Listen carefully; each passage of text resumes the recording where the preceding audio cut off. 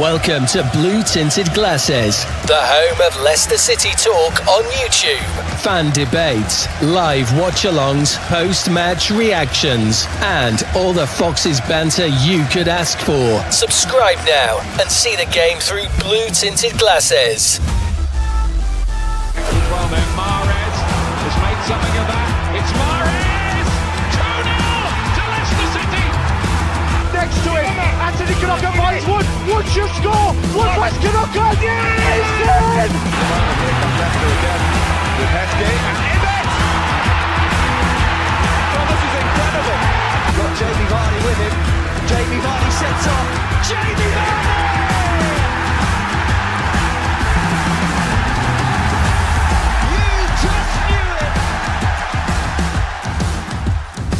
Blue Tinted Glasses, the home of Leicester City talk on YouTube. Evening all, we are back. New season time. Unfortunately, Locks is too busy having dinner with his missus. What a chump. So you have to put up with me.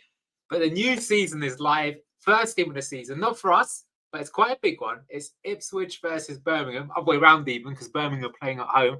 And let's see what all these people are about. So why not? Grab yourself some beers, grab yourself some food. Let's watch some football. Let's see the first game of the season. Guys, get your score predictions in. Let me just say hello to everyone who's here. Scott, didn't realise you guys were doing this one. I thought it was just Wrexham versus Southampton. That's what Locks will be doing. But if you can put up with me, look, I've got no charisma, but I'll give you the odd dad joke. So if that's all right with you, let's watch this game together. Kuno, you know it, you're my man. Ordered his Indian takeout ready for Friday night football and Friday night blue tinted glasses. Yes. That's what we're talking about. Frankie, really hope Birmingham get hammered. Now, that's an interesting one, Frankie. I know what you're saying because they are a little bit big for their boots, aren't they? They're really giving it some.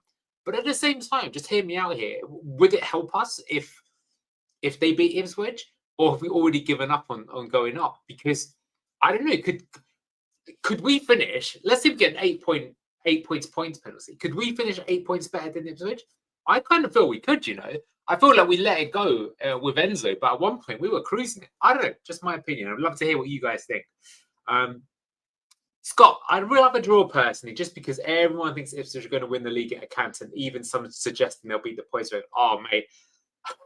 Some of this stuff, some of the glazing on Ipswich. Like I saw this one from here in the city, HITC, is normally really good content creator, talking about this is the best championship team in history. Here's their lineup is coming up in a moment. Did they not see Leicester from 2 years ago? And you know, I don't even think we had the best team. What about Fulham when Mitrovic scored 40 plus goals? George Hurst, Sammy Schmodix, Ben Johnson, Dara O'Shea. That's the best championship team in the history. Bro, come on. I'm not even hating. They're a good team, but you know, let's just get real here. Zaid, hey everyone, let's see what the hype is about. Also, did you guys see that page? Predict us to finish all the team. There are some mental takes up there. Absolutely mental. Yes, Scott, just bring that up. Yes, that's exactly what I'm talking about. I do love Alfie, but I don't know, to be honest with you, I didn't watch the whole video, but the title said the best team in championship history, and I just thought, bro, that is clickbaiting of the highest regard. Nick Fadley, well, have what I think some of you are having. The game will finish 13-10. Might be a rugby match there in surprise. NY made the best team lose. Totally. I have more charisma than The Rock. I've got about the same IQ probably these days after taking too much there. And are you confirming Locks under the thumb? It's more the other way around, I'm afraid. I do feel sometimes like I'm a beep of this stream, but it's all good. No, Locks is a great guy. How are people watching? Please give me a cryptic clue about what to Google. Let's just say, take the word goal and then take the word he's, H-E-S.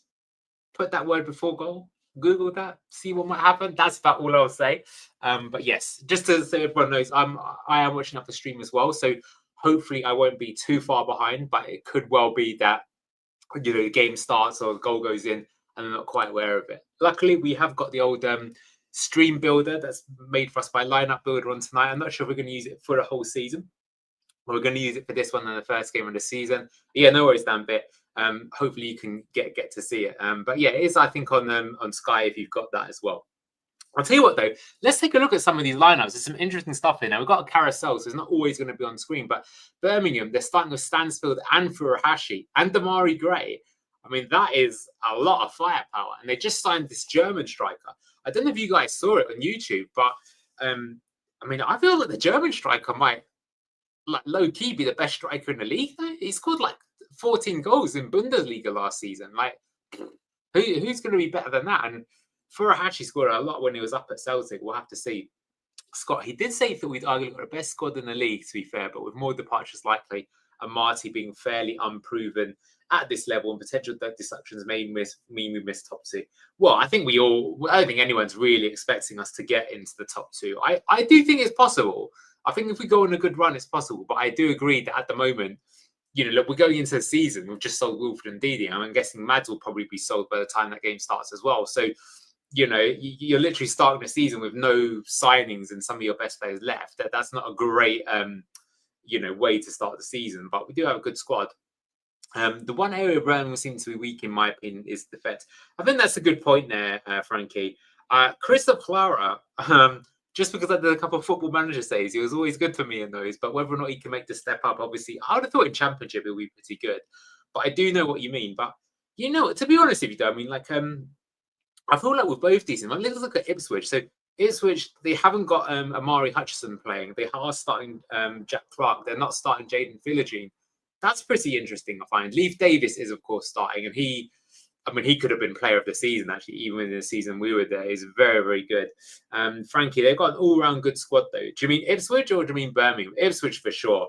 Birmingham, to be fair to them, I have to say, I think that's actually the most impressive thing about Birmingham is that, that's a good first 11, just putting it out there. That says playoffs to me. But the fact that even if they have a couple of injuries, they'll still be able to sustain themselves. That's, for me, what makes them a real serious team. Because, they've got the German striker, they've got a few more wingers and stuff like that. Good midfielders. They made some decent signings. Taking a look here at Ipswich. So I'm very interested to see this Matsu Siwa. I'm probably pronouncing wrong, but he came from Ron, and I think Manny would love him. Like tall, physical, but actually pretty reasonable on the ball. He's like that upgrade to Sam Morsey. And I think, Sam Morsey struggled a lot in the Premier League last year. Not surprising, he was playing in League One for Ipswich. So I think having an improvement in that position is going to make a big difference to them. I do think they need a bit more creativity in that midfield, but they could well sign someone there. Very possible for Leicester. Imagine we win the first 5, which is doable. We could be 3 or 4 clear if there's still the deduction. Yeah, that's it. Maybe even it's something that the EFL are going to do. Like, we're going to give you a deduction, but wait until you made a few points. It's not really catastrophic when you give it to him. Seeing Damari Gray is bringing some memory back. I used to love him and call him Leicester's Neymar. I don't know about you, but Damari Gray, just so much unfulfilled potential. What do you think went wrong for Damari Gray? He had a lot of talent. I feel like his footballing IQ, though, is pretty poor. But I'm surprised he was as poor as he was. I actually feel that, in terms of physicality, he had more to his game, for example, than Harvey Barnes ever did. But Harvey Barnes has gone on to become a very good player, I guess, because he has got the football IQ. But Damari Gray, he had a lot more pace and power in his shot. Yeah, there he is. He doesn't look as old as he probably is these days. Terence says he thinks Ipswich will win 2-0 away from home. Really? Well, if they do that, and fair play, they might do that, I think would be a very impressive result this early in the season. I'm not understanding the Birmingham hype from that team. Yeah, I know what you mean, Harvey. Like the way that they're going on, like they've already got promoted. But let's see. I mean, they've got Chris Davis in charge. He was assistant to Brendan Rodgers. And I'm guessing that they will play, a fairly attractive brand of football. So I think, they should. I think as well, one thing that will help them compared to like Wrexham, most people know will struggle. But I think Birmingham were used to being sort of the possession dominant team. That said, a few people did say to me that they felt that Birmingham struggled last season when teams parked the bus as well, and they'll be paying bus parkers this season too, but there'll be better bus parkers, so let's see what will have to happen. I always thought he wasn't that bad, to be honest. He always made problems for the fullbacks. Damari Gray, yeah, but I guess he's but here's what Boho says, and I agree with you, mate. Hi guys, Damari Gray is still as dumb and confused look on his face. Footballing IQ is what I'm saying. Damari had too much of an ego. I agree. So yeah, get your score predictions in, and what are you feeling about these squads in general then? And let's see. Do you know what I have to say? Actually, Birmingham signed the right back called Bright Osei Samuel from I think Fenerbahce. He's a pretty good player actually. I think he could play honestly in the Premier League. Not for like a top team, but he's very physical. I think that's a better Johnson than people might think. So And yeah, looking at Ipswich here, they've got Sammy Schmodix and George Hurst in the team. So they're going to be putting Schmodix more as the 10. They've got Ogbene, who they signed, I think, from Luton over the summer. Someone correct me if I'm wrong. So they've got a pretty good thing. But the thing is, I look at this Ipswich team, and again, I don't really think that, when we were in the division last time, we had Dewsbury Hall, we had Ndidi, we had Dennis Pratt actually at the start of the season, we had Vardy, Daka, Ian Nacho. Like, it's not on that level. But I mean, to be fair, Ipswich got 96 points with a squad nowhere near as good as what they've got now. You can sort of see where some of the hype will come for. Probably end 2-1 to Birmingham. Interesting. 3-2 Ipswich, says Zane. 1-1, both overrated, says Boho. I think it might be a draw, to be honest with you, because I think that it'll be something similar to, both teams will sort of be happy with that, I think. And Neil, do you think Schmodix will be as powerful as last time? That's a good question. I can't see him scoring that many goals, but I think he might be better all round. I've said this before, but quite often the top scorer doesn't always play for the top team in the Championship because, they spread the goals out between their front 5 or 6. Whereas if you're a team that's struggling down the bottom, you basically like popping it into one player and praying that player is going to score. And I think that's what Sammy Schmodix did so well for Blackburn last time round. But at the same time, playing in a good team, I think, I don't even think he's a striker. I actually think if you look at his position, he's better as a second striker or an attacking 8. When we were linked to him, I think it might have been interesting to see how he did. I think, to be fair, though, looked at him in the Premier League, he obviously wasn't able to make that step up, but how many people can? All right, well, we're almost just about to kick off here. Maybe even has on your stream, but looking forward to this. My prediction, I'm going to go 1-1 as well. Sorry to copy you, Boho, but that's what I think is a likely score. But it could be anything that could happen here. Draw for me and the best result for Leicester. Yeah, I think that's probably right. But I'm very keen to see how Ipswich get on, certainly. But I think Birmingham, we play, I think, is it the 4th or 5th game of the season? We have them pretty early on. We have them at home, so it'd be interesting to see if they are the real deal or not. Oh, he looks a bit nervous, as Chris Davies. He's in the big time now, my friend. Well, it's not even in the Premier League, but this is still pretty big.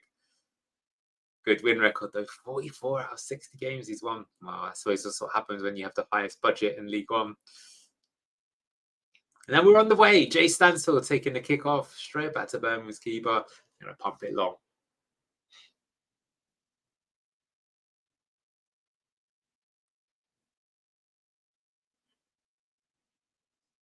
I wonder if Davies will be Rogers Mark II.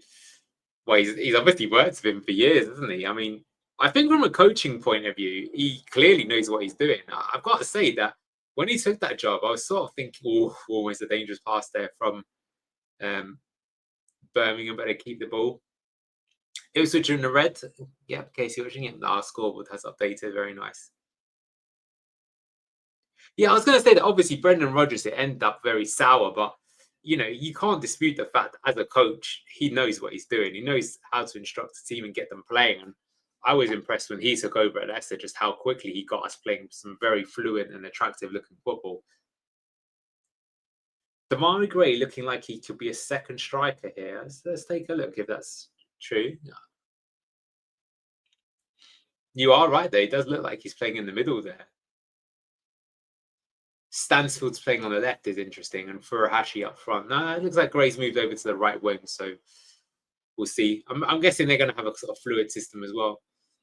I'll say one thing already, though, to give Birmingham their props is, look, they're playing like a team that wants to be good in possession. This is quite nice stuff, I've got to be honest with you. Damari Gray's on the ball here.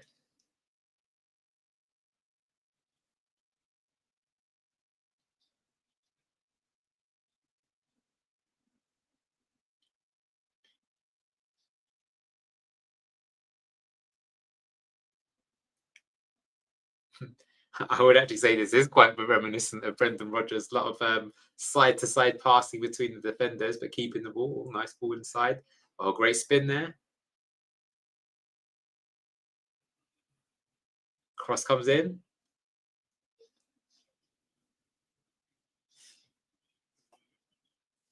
Birmingham playing Enzo ball. Yeah, 1 minute, 10 seconds behind. I'm not surprised. I'm not surprised. Sorry, guys.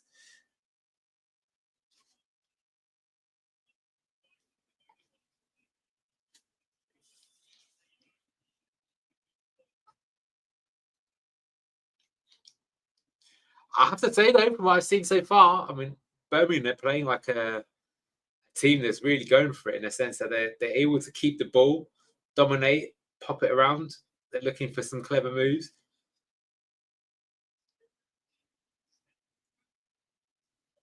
There weren't many teams in the championship that play, that sort of good stuff, I would say. Like, here's a question for you. Who do you think is better out of Birmingham and Coventry City? Because a lot of people are talking up Coventry City as well. And I think part of that's because they've got a stacked squad, right? After they sold Gyökeres and Hamer, they had a lot of money and they invested it in the squad. But I don't know if Birmingham's squad is better. Rob says, I'm gutted that Hutchinson, Philogene, and Kajus are not playing for the town. Big miss. Yeah. But the fact that they still look pretty strong, regardless, is there. And Kyogo could be a lively addition to the league. I mean, he's got to be contender for top scorer. I think when we did our predictions, we did that before quite a few signings came in. What do you reckon, if Chuba Outcome goes to Ipswich, do you think he's going to be top scorer?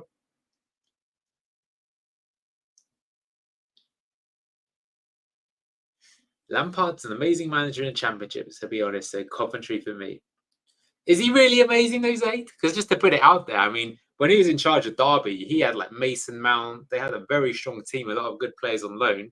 And, then with Coventry, I mean, he has done a good job there, you got to say. But, again, it's a good squad. It's not like it's a weak one. George Hurst. Yeah, thirsty for Hursty was old Ethan, wasn't he?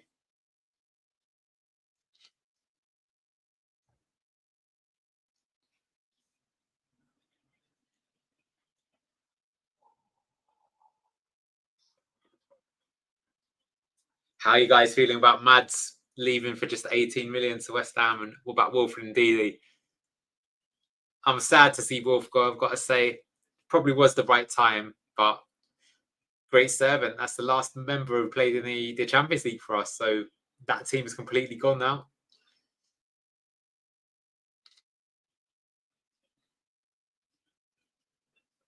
I'm behind the official stream, but 5 minutes in, and Ipswich, I don't think have put 2 passes together.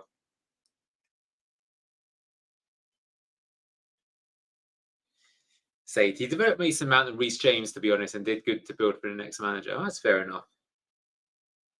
Yep, shocking for just 18 million. Mads still was a bit meh, and sad Wolf has gone, but the time was right to go. Yep, going to miss the Abdul and Wolf partnership.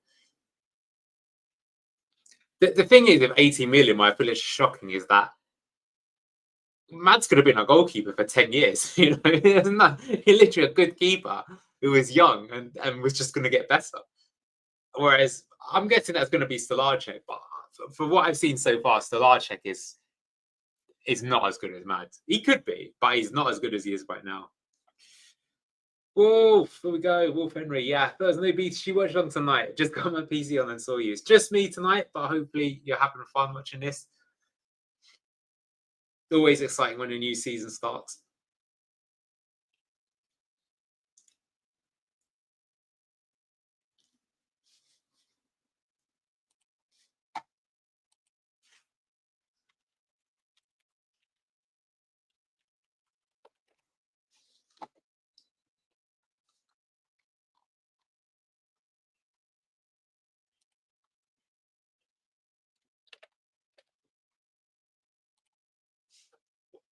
I don't know if you guys have been seeing this, but a lot of people are really bigging up Millwall. Do you think that's fair, or do you think that's also a little bit ambitious?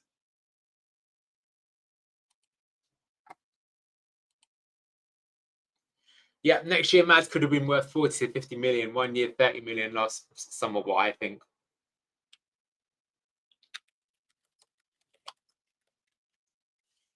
Cheers, Wolf. Good to see you here with us as well.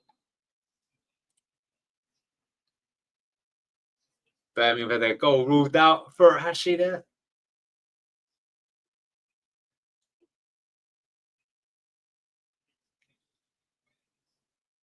have a look at this again.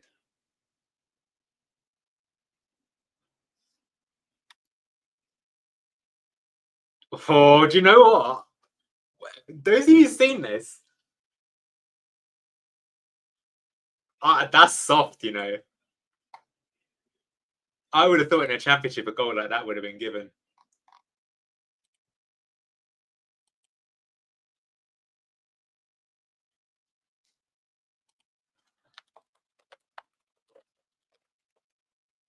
Yeah, Zaid, I agree. What makes me laugh as well is look at the massive size difference. But fair play to Furuhashi. He didn't give it a toss about being quote unquote weaker.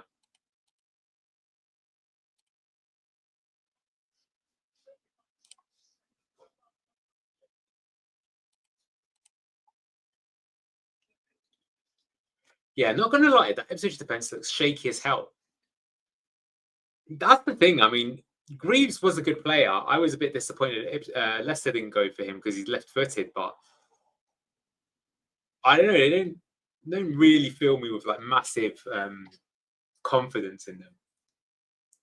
That said, who do you think has got the best defence in the Championship this season?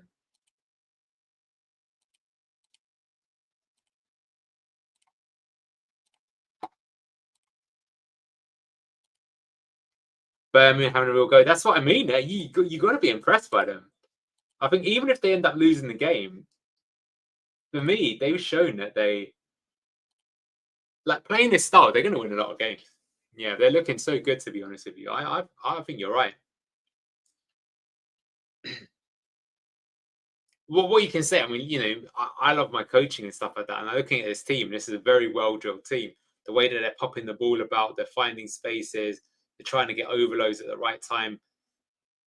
Like Chris Davies, I mean, to be honest with you, it's super reminiscent of Brendan Rodgers. That's what I'm seeing here.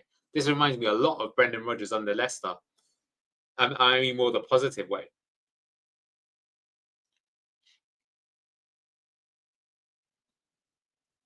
Cross from their left back. Yeah, they're asking the questions. Weird seeing Ipswich in the Championship. Could be effective going down. Well, that's partly true, Zay. I also think as well is that for the last couple of seasons is that they were still the underdog. Like even when they got promoted, which was unbelievable, certainly in the early part of the season, teams were not really respecting them and they were like attacking them wide open, and that left a lot of spaces. So I do wonder, like I have to just be honest here, right? For a team that's supposedly the best team in the Championship, right? They're going to be untouchable. They're in this game right now, and according to these stats, they have a 20% possession. They're getting absolutely passed to death by Birmingham. The team that's playing here, like big dicks, we're going to win the league. I've got to give them credit. Is Birmingham. You know, screw, you know, Tom Brady and all this. But to be fair, they are the team that's playing like the protagonist. And fair enough, you're going away at home to a good team. You know, you're not necessarily expecting to dominate possession. But I think if you're the champions, you are expecting them to still be making a mark, right? For it to be pretty close. They are actually, in terms of like, they're getting battered other than the scoreline. Yeah, with the way that Ipswich is playing, Birmingham should have multiple goals at this point. Yeah, I mean, maybe that's going a bit too far, but they're definitely on the receiving end. Yeah, Birmingham look like they'll cause teams problems. They look good. I'd say it's a bit worrying. But that'll make for a good game at the King Power. I mean, actually, here's a question for you guys, right? Is that with the Championship, obviously you win a lot of games, but during the season where we got promoted, did you ever think sometimes that the games were a little bit almost meaningless? Like they weren't a challenge at all. And so far, and for that reason, then you prefer it when there is a little bit more sort of jeopardy. Like, do you remember the win against West Brom where Harry Winks got that goal right at the end? Oh, wow. I have to say, Birmingham are really turning the screw here now. Yeah, Leicester predicts to come 14th. Who said that? Should be locked away. In the Prem, though, Ipswich are playing a very little possession. I think they're carrying it over into the champ. Yeah, you could be right, Grizzly. I've got to say, if you think about it in your head, it's such a tough thing to get your head around, right? You're recruiting people to play like a possession-dominant attacking style, and then you go up a division, and then it doesn't work. And then not only does it not work, but then the style that you probably need to play, you haven't got the players to play it. So you're really caught between a rock and a hard place. Then you can be like, oh, wow, I've got to say the way that Birmingham pressing to win the ball back here, very impressive.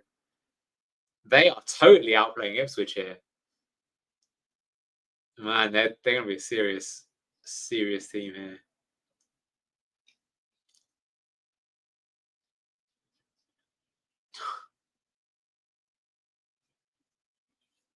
I'm still laughing to myself there. I have to say, I'm actually surprised how bad Ipswich are. They look like they're still playing in the Premier League.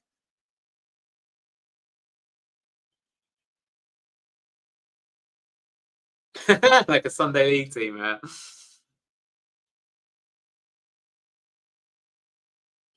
How do you guys think Southampton will do? Everyone's having them second, but are they that good? They were one of the worst Premier League teams of all time.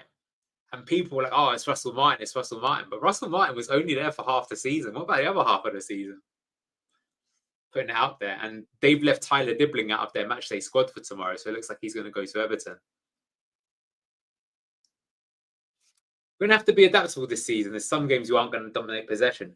Well, I agree with you, Frankie, but you know what? That Fiorentina game was 50-50 possession. And I still think we absolutely bullied them. And we probably should have won 3, maybe even 4-0. So I actually think that's something that's a bit better with the sort of Marty style compared to Enzo, is that because you're taking more risks, you can more likely to score. Basically, I think it's I think you're more likely to get more points. You will obviously have sometimes we might get like thumped ourselves a few times this season. I suppose that's the problem. This ref is so naive, useless. Yeah, well, Championship, that's something you've got to get used to. Yeah, not sure on the Saints. I'll make judgment tomorrow. I think they'll beat Wrexham pretty easy, though. Southampton will not finish top 6, in my opinion. They were so poor last season. Well, wow, that's quite a statement from Blue Army. But you know what? I can sort of see where you're coming from there. I think I have to be honest with Southampton, because so much has changed with them. A lot of players have changed. The manager is that I do agree. You probably need to watch them for a few games. I think that applies to everyone. I will say right now, you can see with Birmingham, like, they are playing like a team that's super used to playing with one another. But what's interesting is they have made a lot of changes to their team. Like Gray, I think Keshi Anderson did play from last season. Their midfield too, I've got to be honest. Iwata and Pike, they're running the show right now. Where did they sign Alex Cochrane from? Was he from Bristol City? Someone help me out with that one. And right now, Leif Davis, is he even on the pitch? Yeah, 83% possession. They're bullying him. Are we getting a points deduction? A bit odd that the season officially started today with no mention of it. You know what? I totally agree. I think it's so weird that hasn't happened. And I think it's a little bit unfair. You'd want to... That's what happened last year as well, right? Is that then you're damaging the team because it's their will they, won't they? And we do know that Sheffield Wednesday have been hit with multiple embargoes. So it's not like, you know... it's from Hearts, is he, Alex Cochrane. Cool, thank you there. Yeah, it just looks shit. We need a good start, especially against Sheffield Wednesday. Well, it'll be a very different game there, though, won't it? It won't be like this, where...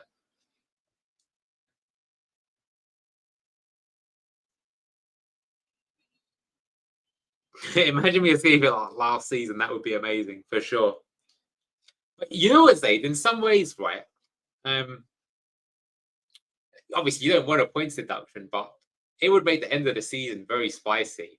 Because, you know, we'll be getting to the end of the season, and sort of every time you win a game, you'll be going up a position. And then once you finally get into the top 6, you know, you might even... I've got a suspicion that there'll be a point where we start putting a lot of pressure even on second place, depending on if they screw up or not. And because, to be honest with you, looking at this here with Birmingham and Ipswich, this already says that there's another real challenger in the league, right? And if you've got 4 or 5 teams challenging, then what happens is that the overall points that the top team is going to get is going to be a lot lower. So I just want to say here, Birmingham off the ball, absolutely superb. Chris Davies, take a bow, my son. Like, this team will cause us problems. I'm not going to lie, they will cause us problems.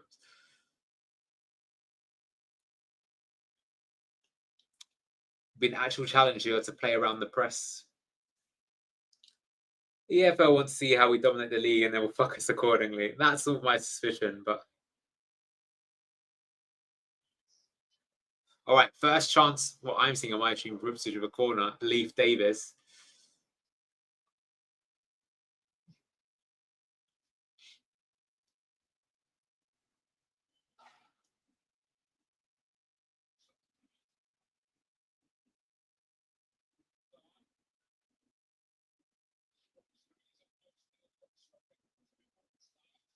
I'd say the very noticeable thing to me is that I feel that just right now, Ipswich are a little bit of a little bit of argy-bargy. Love to see it. How you doing, Hayden? Happy Friday. The season is it. Why Ipswich playing like they want to lose? It's interesting, isn't it? You know what? Who said it before? Someone said it before. Is it a little bit of the Premier League hangover? And I think they're right, because to be honest with you, the way that they're playing is they're playing more on the break than they are trying to dominate the game. Yeah, the ref is honking.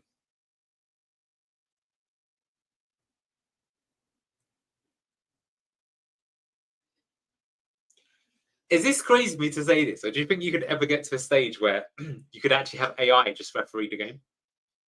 And would it be better? Billy Whitton, guessing you're a Brum fan, it should be 1-0 to us. If so, I agree. You must be very pleased with what you're seeing right now, though. Team's looking very good. I love EFL football. Do you know what? I'm not going to lie. There is something, if it was way more real, this championship, than Premier League. Premier League's, you know, they go, game's gone.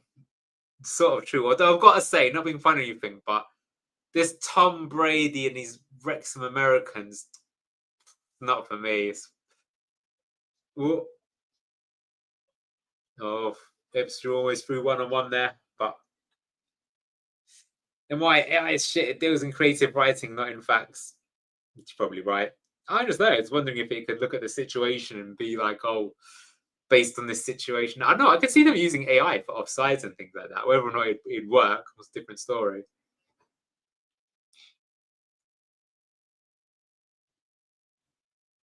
That's Newman. I think he's a new signing for them this season, is he not?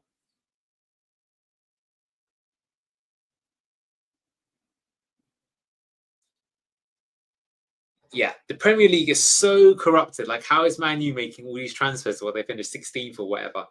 I'm glad you said that, Zaid. That's absolutely outrageous what they're doing. Absolutely outrageous. They're going to already have spent 200 million on 3 players. Like, I mean, to be fair, they are the biggest club in the world, right? In terms, well, they're definitely in England in terms of revenue. But if one team can do that and other teams can't do that, then how do you can't compete? I have to say, do you know what? I don't want to be depressing here, but I think for Leicester, what really worries me is that I've mentioned this a few times, but you know, our record transfer is still 32 million for Tielemans, 40 million euros. That these days in the Premier League isn't even buying you like a proven player. That's what people are spending on like possible good players. And I'm just not, I don't know what Top is doing with the money, but he's King Power. They don't spend anywhere near enough to keep a team up, in my opinion. And because now, oh, hang on, I just want to see this Birmingham out. And because now the league has got so competitive, you know, you need, I think, you need owners that are willing to pony up, because if we don't do it, look at how much Sunderland are spending. These teams are spending more than we ever did. So unless you can somehow fluke an absolutely amazing academy with loads and loads of good products, but Leicester will just sell those players. I'm very worried. I honestly think we need new ownership. I mean, Chris Davies is the most create your own character base I've ever seen. What was that game called where you had to flip the cards over and you'd be like, oh, has he got blonde hair? Has he got white eyes? A little bit like that card game. 30 to 35 million is now a squad player. That's my point. A squad player, you know, crazy. Yeah, the only way now to throw caution to the wind and spend is we have enough commercial revenue to eventually take over the spending. I think you're right there, Sean. But I can understand, though, why people wouldn't want to go that way. Yeah, didn't one of the big 16 CEOs say we don't want too many Leicesters? Ever since then, the PSR has been ramped up. Was that Daniel Levy? I thought it was a Spurs person who said that. Crazy.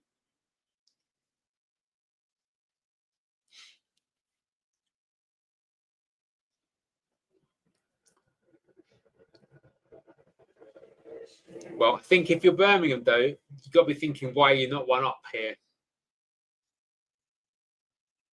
Ipswich, massively disappointing so far, but who knows? Maybe it is a fortress up there. I think to give Birmingham a lot of credit, right? They obviously made a huge balls up with the Wayne Rooney appointment, and it got them relegated. But at least they seem to have acknowledged a lot of their mistakes and they fixed it. Like, I think this is the problem when you've got Rudkin in charge, right? Is that we've made the same mistake twice, in my opinion, right? With the players that we've signed, the contracts that we're giving out, and if you're a badly run club, that's going to catch up with you eventually. Equally, whereas if you are well run, like sometimes I think to myself, well, Brighton, yeah, they make a lot of money, but they haven't actually won anything yet. But at the same time, it's like if your club continues to be well run year after year after year, eventually you are going to win something. And for example, I'd say another club that I think is pretty well run these days is Crystal Palace. I know they're having a bit of a nightmare right now in the transfer window, but generally speaking, on the budgets they operate on, they've always signed really good championship players. They develop them well and they sell them on, and they've been able to do that consistently. And then eventually they have managed to win the FA Cup, well deserved as well. We used to be a very well-run club. That's why I felt it was likely we were going to do something. But I don't know. I feel like we got high off our own supply after winning that title, and it's all gone a bit tits up. Feel bad for Maddison. Missing playing in the Champions League always pushes to be in a new top 6 in interviews and stuff like that. And that's true. Yeah, he is. He's going to miss all of that. And how old is he now? It's like 28. I'm not going to have too many opportunities. Plymouth are shocking. They're nearly in League 2. Got a mate who's a Plymouth fan. That'll not make him happy, but he could be right. Ragsy, yeah, here comes top doesn't have sufficient finances to run a Premier League club. That's my opinion. Or do you know what? Even worse, Ragsy, I think they're pocketing the money. That's my honest truth. There's a lot of directors at the King Power, a lot of people in that family. There's a lot of people that are getting paid. That money's coming from somewhere. Yeah, I think it's right to call on King Power to sell now, especially the news rumours of the parent business going under. Exactly. It's not just that, but I think now where the game has sort of moved on to is almost like it's part of like a brand, and you're using the sports club to really push that brand or other entities. Like, I think to be fair, I mean, I did just say that game's gone with the Wrexham lot, but to give them some credit, like clearly that's some sort of way for almost Disney to own their own football club and turn it into some sort of TV show.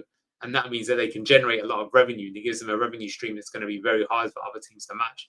That's actually clever. That's trying to disrupt the way that you can get around it. Well, just look at Birmingham, man. They've been brilliant so far. I'd say the only thing that's missing is the goal.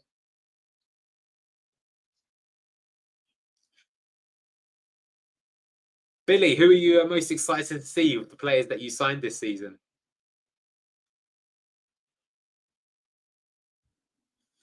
I also think his family that ousted Top as chairman of KP. That wouldn't surprise me, Sean. But I mean, at the same time, it's like, I don't think Top is... it's like in a lot of families, it's just the oldest person inherits the reins. Doesn't mean if they're good or not. It's like royal families and stuff like that. Yeah, Ipswich looking poor. How do people think these are going to go up in first? They've got a little bit more back into it in this last couple of minutes from what I'm seeing, but they definitely... If you're watching the game right now, I would think Ipswich is a mid-table team, and it's Birmingham that are pushing for promotion. That's honestly what it looks like to me. Without Hutchinson, Ipswich don't have anything on the wings.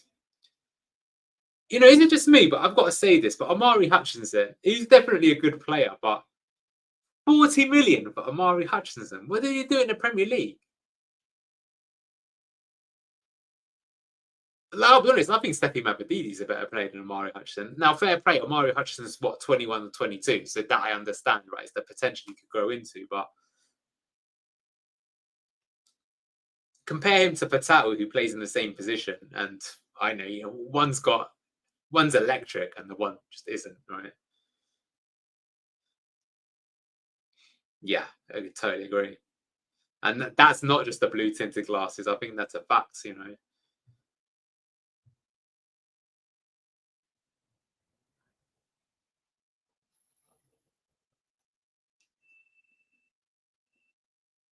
Anyone know what's happened to Yunus Akgün? I know he had a really good season in Turkey last year, and there were rumours of him going even to Dortmund. But is he still in Turkey, or has he moved on? Because I was going to say, I always felt that Yunus looked like he's going to be a good player.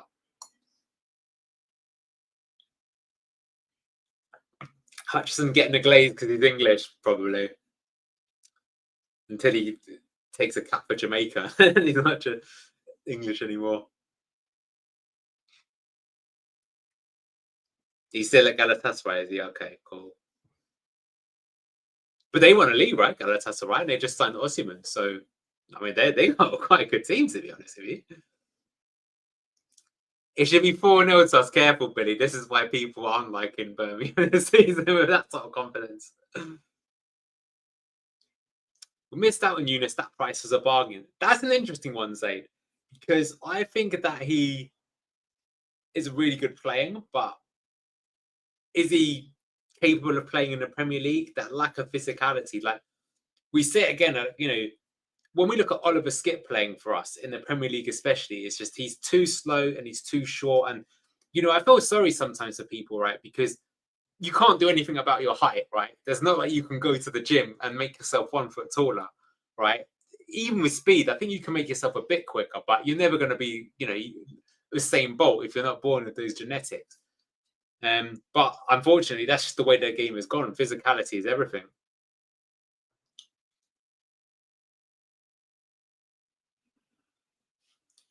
Do you think our expectations are for our lot is a bit high? Everyone says we'll walk the league 100 points, best players. Not so sure of it. We'll see. I haven't seen too many people say that, Mr. Harder. Because I don't know. I think from what I understand, I think that most people, most Leicester fans, just expect us to get into the playoffs, and they think that we'll get 90 points or above on the pitch. So if you take away 8, 10, 12 points, it might not be 90 points actually come the end of the season, but it should be enough to get us anywhere between, you know, 3rd and 6th. I will say when we did the predictions, I was surprised how many people had us 3rd. I thought that might be a bit optimistic given the points deduction.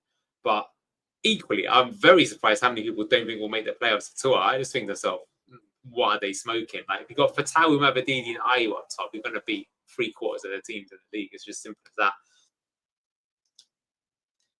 What do you think? A little poor quality or first game nerves? Well, look, I'll be honest with you. I think Birmingham look very impressive, but I know what you mean. They haven't made too many clear-cut chances, and I think from their point of view, it is nerves. Like, they play like a team who's good, but they're not yet sure if they're good in this division, if that makes sense, right? They're not playing with like an arrogance, but they're playing well. Ipswich, on the other hand, they're playing nervous, in my opinion. And that maybe would be the thing that if you're McKenna, you're thinking we've been dire, but at the end of the day, it's still 0-0. And Birmingham haven't really tested the keeper. So we can't get any worse than this and we'll improve it. But, oh, great. I know. I mean, I think if I just gave him the big up before the game of this Matsusiwa, but he's been anonymous in midfield. Oh, okay. Birmingham should definitely be up. I had Stansfield the top scorer this season, so of course he would miss friggin'. He needed to bury that. I'm sorry, I'm a bit behind you guys, but I've just seen this Stansfield chance now, and lad, 15 million. You've got to be putting that in the back of the net. Great first touch, to be fair. Yeah, ref, do my head in. You know what? The ref is killing the game. That is something I notice a lot in the Championship, which I don't like, which is that, you know, sometimes you get refs that they let the game go. And because of that, sometimes you do get a few nasty challenges. And that's a bit, you know, can be a bit dodgy. But at least they're trying to give the game a good flow to it. I wouldn't quite say that this ref's got main character syndrome, but it does actively feel like he's doing his best to ruin the spectacle. Yeah, Alex Palmer from Ipswich is fuming at the defence. They're leaving him high and dry many times round. Very similar to Roger Sports as a but worse version, but you see it a bit. Well, that's what you'd expect, right? They haven't got players as good as the ones that we had, or even the players. I don't know. It'd be interesting to see how this team would compare to the team that Brendan Rodgers had at Celtic. Probably still not quite as good as that, but Ipswich had an opportunity then. But yeah, if you just look at this for like, okay, the off the ball work, the patterns of play, the positioning, like from Birmingham, it's brilliant. It's really, really good. On my streamer, sorry, I'm a bit behind. I've just seen Leif Davis appear for the first time. Are you guys surprised that Leif Davis is in the Championship? Thought one or two Premier League teams might have had a punt at him. He scored that wonderful goal against us, if you remember.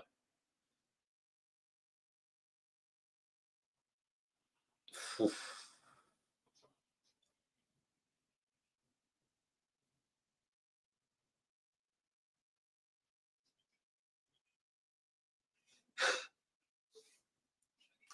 Damn, I think you're being a bit unfair. I think Furuhashi, that surprised me. I didn't think he was that fast at his age.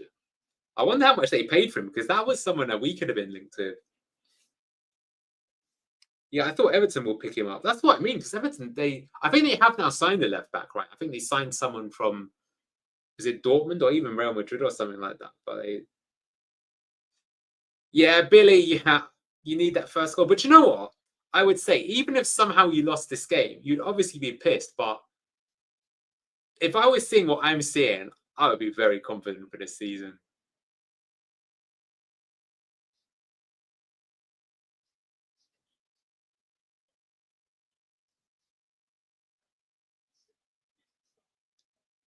Knowing Everton, they probably signed Keane, Dewsbury, Alderweireld left back. Everton wanted Victor. That's what I thought. I was expecting them to go there, but maybe the injury. Because to be honest with you, I would like to see Christensen sold. It's proved he can't do it at Premier League level, and he'd probably be decent in the Championship. But I think he doesn't offer you that much going forward, really. He's always like a defensive fullback that isn't good at defending. Yeah, should have multiple goals at the moment. Yeah, I agree with you now. I don't know why, but I have a feeling we'll keep Bilal and we'll cook the league. I love your thinking, Zaid, but I don't agree with you. I will say, though, that it has shocked me that no one's picked him up for that supposed price.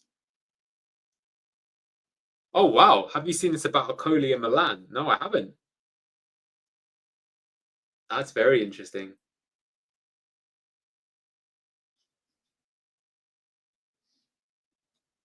But I don't know. Like, I think that if you could, how much would you accept for Okoli? We bought him for 15 million, right? So we'd want to make a profit on that. But I don't know. If you got offered 20 million, would you take it? I think I probably would. Like I think for this division, he'd be one of the best defenders in the league. But in the Premier League, there are players at a similar age that look better, right? Like I think, look at some of the defenders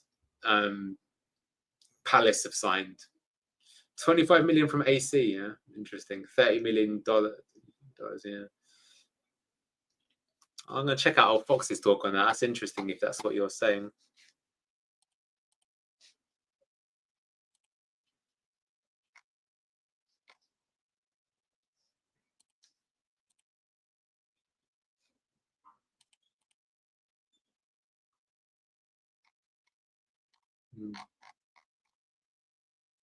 Someone put a link to that in chat if you got it. I'd be interested to see that. I could see it happening. Yeah, AC Milan, he wants to go to Italy apparently, but I don't know. Yeah, I wonder about Lazio Milan. If you can get 20 million, it's good. I mean, we wanted to get Faze off, right, to Lazio, but that never materialized. In fact, I don't know if you've seen about Faze's body language, but I hope he's getting a bit of a comeuppance, that he realizes that there's a reason no one wants him. It's because he's absolutely shocking. Problem is, we didn't play Coley enough last season. And if he can generate a partnership with Nelson, that would be great. Well, of course, I actually think if him and Nelson play, but just to be really, really brutal here, that would definitely be good enough in the Championship. But you go up to the Premier League, it's a whole different ballgame up against teams that are just, as we were saying, teams are spending more than our transfer record on squad players that aren't even first team players. And that's not just the top teams. That's like Palace and Bournemouth are spending that kind of money. So, like, really, and here's the problem, right? Is that years ago we had a brilliant squad, right? We had Tielemans, Barnes, Maddison, Ricardo. We had like a team, indeed, even we had a team that you could build around. But who's our build around player right now? It probably was Bilal and Mads Hermansen. They're both probably going to get sold. So who are we building the team around? Yeah, probably Ben Nelson, probably Jeremy Monga. You need a lot more than that, though, right? Yeah, Bournemouth have generated 150 million this summer. That, unfortunately, I think is where Leicester went wrong. Like, I understand why we didn't want to get rid of talent, because that's why we managed to build a squad that could compete for fifth 2 years in a row. But just think about how much money we've left on the table, right? Tielemans, Soyuncu, Iheanacho. I mean, the list is endless. We've probably wasted like 200, 300 million, whereas if we'd have sold them. Billy, if you're in chat, what do you make of Jay Stansfield then? Because I've always been impressed with him when he's playing for the under-21s, but he is deceiving a little bit here, I would say. He's not as clinical as you would think he is. Yeah, Ragsy's saying he's woeful. I think you've been a bit harsh there, Ragsy, but I know what you're saying. The reason I think you're being a bit harsh, if you look at his off-the-ball work and his positioning and even his first touch, is actually quite good. But you know what I mean? It's like Shinji Okazaki was good, right? But how many goals did Shinji Okazaki score? And just as I said that on my stream, Stansfield's wasted another one. So maybe I regret saying what I just did. Overhyped, yeah, and I think it'd be a good signing for us last season. He doesn't look like a natural finisher. That's, I guess, what I'm saying.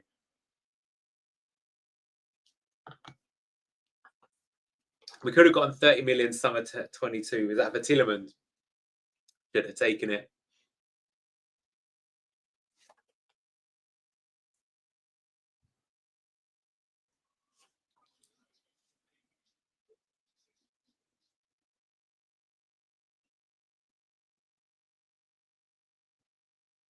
Well, you say that Stansfield is the number 9, but in this game he's not, right? Furuhashi's the number 9. I think Stansfield's playing off the left wing. Yeah, look at it now. He's cutting in.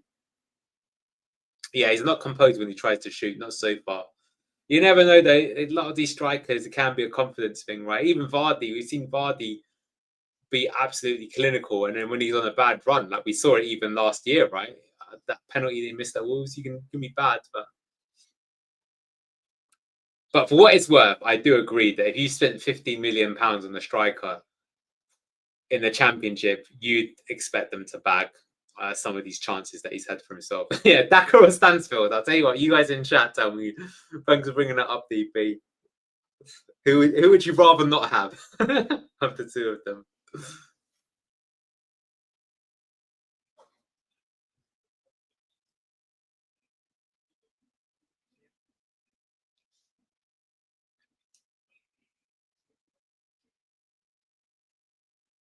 The thing is, guys, we are knocking Jay Stansfield, which is fair enough. But has Damari Gray even touched the ball?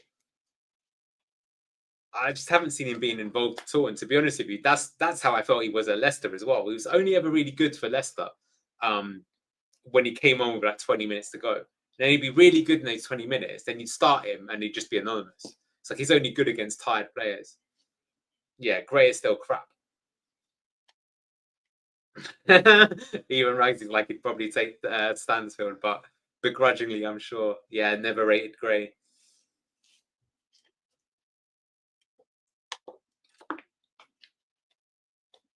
I think for me, what probably sums up Damari Gray the best is probably the best thing he ever did in the Leicester shirt, where he scored that amazing goal for 4-1 against Man United. Irrelevant.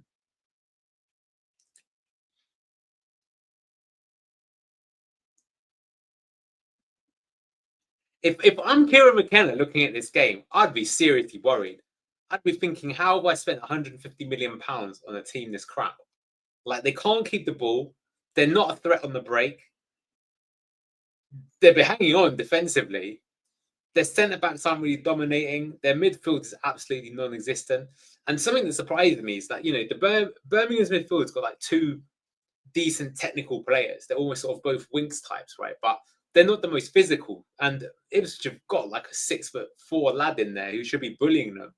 And he's like, I just saw a clip there of Chris Davies going mad. He probably is, just because he knows they should be absolutely dominating here.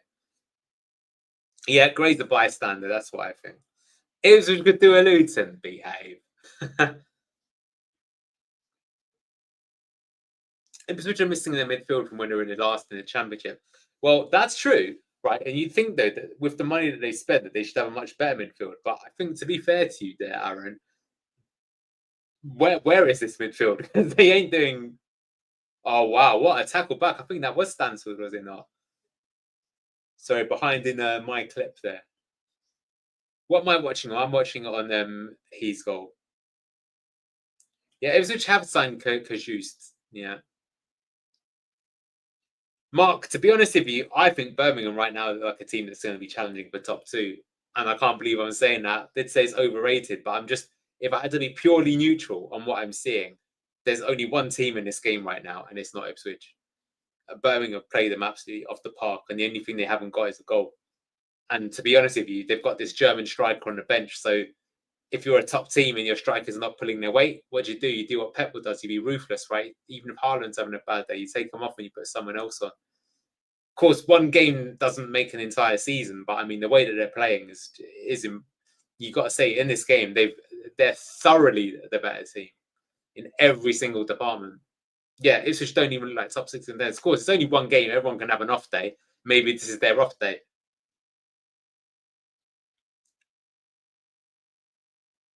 Yeah, Bragsy, you're probably right. You'd think that if they are as good as they're saying. But what I am saying is that, like, if you're the team that are the overwhelming favourites for the Championship, they are not playing like it at all. Oh, Gray finally spotted. Free kick straight into the keeper there.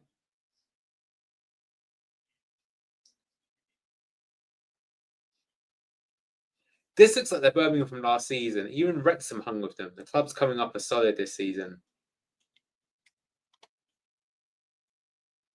Maybe it's different levels than fitness at this stage. Maybe, but to be fair, I would say Birmingham look like a very fit. They are pressing hard. Ipswich, last time they were in the Championship, they played a pressing game themselves, and they just haven't done that yet.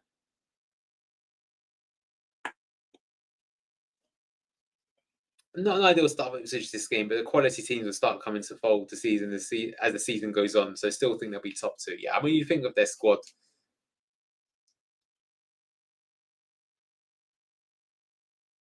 Birmingham have invested money and brought experience. We have spent $2 million in 12 months. Well, we've obviously got massive deficits. I mean, I do have to say, though, that's something that I keep saying this on stream, right? But I'm not going to be buying anything Leicester related until we get some sort of explanation or communication for the club, which probably means I'm never buying anything Leicester again, because I just don't think they're going to do it. But even to this day, there's no explanation as to what's happening, why we're totally inactive, why it looks like we can't even spell the word football, yet alone run a football club. Ipswich are a different breed at home. You're right, DP, but I watch out for this. Like I say, is that going from sort of the underdog to the expecting team. Like, just remember us, right? We won the Premier League title, and then the next year, in the Premier League especially, we were absolutely awful. Now, sure, we did lose N'Golo Kante, and at one point we were playing a midfield two of Andy King and Daniel Amase, right? But all that said, right, the difference wasn't that teams would just turn. I remember I've said this a few times on the stream. I went to this game once against Middlesbrough, and they didn't bother like having a single shot on target, and Leicester didn't know what to do. And I don't think we had a shot on target either. It's like the most boring game I've ever seen. But it's like, teams treat you differently. You have to think of a different plan. All right, that's half time. What have you guys made of that? Yeah, Scarlett's like, aren't you glad you tuned in to watch that? Look, I think that's being a bit harsh. I would say, from what I've seen here, Birmingham should definitely be ahead. They've turned up, and yeah, they've lacked that quality in the final third, which I think if I was Tom Brady, I'd be like, what the hell have we done with our money then? If we spent they've probably got an attack that's 30 or 40 million pounds worth, so they haven't really done anything. But I would say in this game it's Ipswich that are poor. We sold Ndidi for less than we bought Cody. Oh God, Tony, you've just ruined my Friday night, but you're correct. Yeah, exactly, Neil. Opening day Hull beat us with a makeshift squad. Do you remember there was that goal where two of them hit it at the same time? I think like the goal was given to both players. Crazy.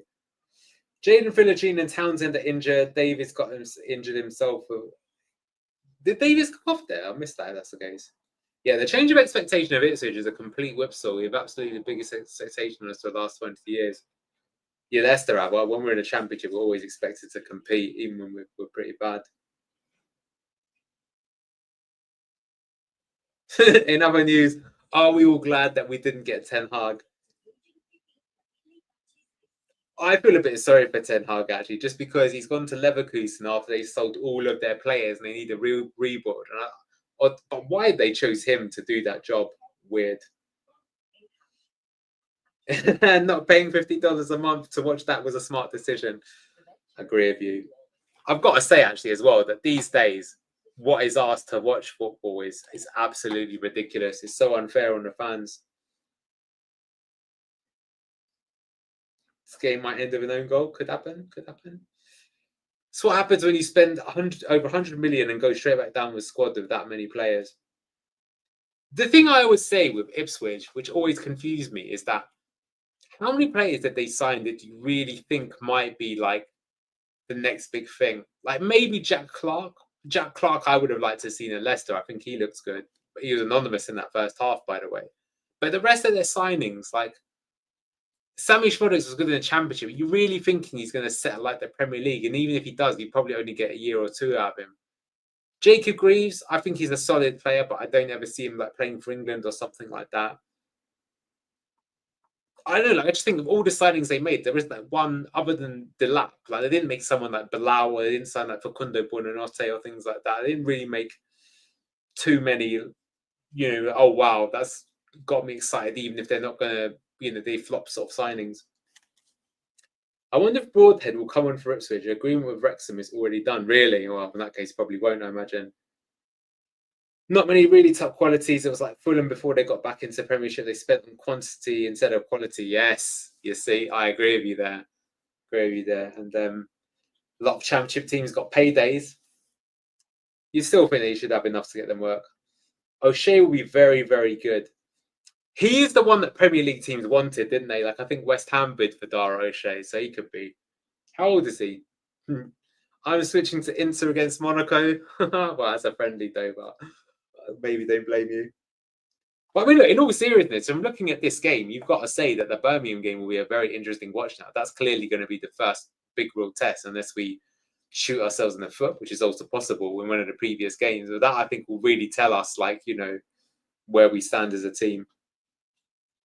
We could have gotten Greaves, but that guy is not a starter. Yeah, I think he looks like a slightly better Callum Doyle, but not quite that good. Reckon you're smashing these and Neil, says Daniel O'Connor. Both teams scared to lose. I don't think we'd smash them, but right now I wouldn't be scared of either team that we're playing. I do think Birmingham will look good, though, I have to say. But I don't know. The thing is, the way that we haven't really seen yet from Birmingham is they're making good attacks, but they haven't really done like a sort of, after winning a ball back on a press, just scored immediately off it. That's what I think the top teams in the Premier League do. Because if I had to say it, like I think especially if Marty Cifuentes, the teams that would cause us problems would be just teams that are like excellent on transition, because we'll give the ball away in midfield, one ball down the middle to the gap where there's a defender out of position, and someone will score. Now that happens in the Premier League week in, week out. Everton done it to us like 4 times when we played you, right? But Championship, the team that's probably best at doing that is Leicester, to be honest with you, because they got fast wingers that are good technically. Yeah, they aren't that bad, although not impressed with Stansfield. Yeah, he's looked like a Diego, yo, hey Neil, pretty boring half so far. Both look unconvincing. Didn't know Chris Davis had left Brendan and started his own head coaching career. Yeah, I think he's doing all right there, though. He looked frustrated, but I think he's frustrated just because his team's done everything right other than score. Anyone with O'Shea in their name is average. Do you think Richard Kone could add something to our squad? He could do, but I'll be honest. Looking on Fox's talk and looking at locks, I think people are getting really overhyped for someone that was scored goals in League One. And like, yeah, sure. Every now and again, someone from League One does make it. It's not even just Vardy. The last player that I can remember who made that step up, although not immediately, was Ivan Toney. Ivan Toney was playing for Peterborough. Then Brentford bought him to replace Ollie Watkins, and then probably Ivan Toney is a better player in my opinion. So it can be done, but you know, yeah, Michael says Kone would kill it for Leicester. He might, but I'm just saying, you know, I guess my problem is this way: is that we could sign him and he could be very good in the Championship, but what do you do if you get back to the Premier League? And maybe I'm being a bit arrogant because we might not even get it this year. But for me, I think the biggest problem is that, like, when you go up to the Premier League, how the F do you survive in the Premier League? And I think even if you spend £150 million, that's still not enough because you've got to hope that all of those signings come off and gel immediately. Plus, some of your players can already make the step up. So I think what you need to have is you need to already be signing players in the Championship that have got a decent chance of stepping up into the Premier League. And look at Ipswich. They're a team full of players like that. Jack Clark didn't step up. Sammy Schmodix didn't step up. Did Leif Davis step up? Not really. Fidegene.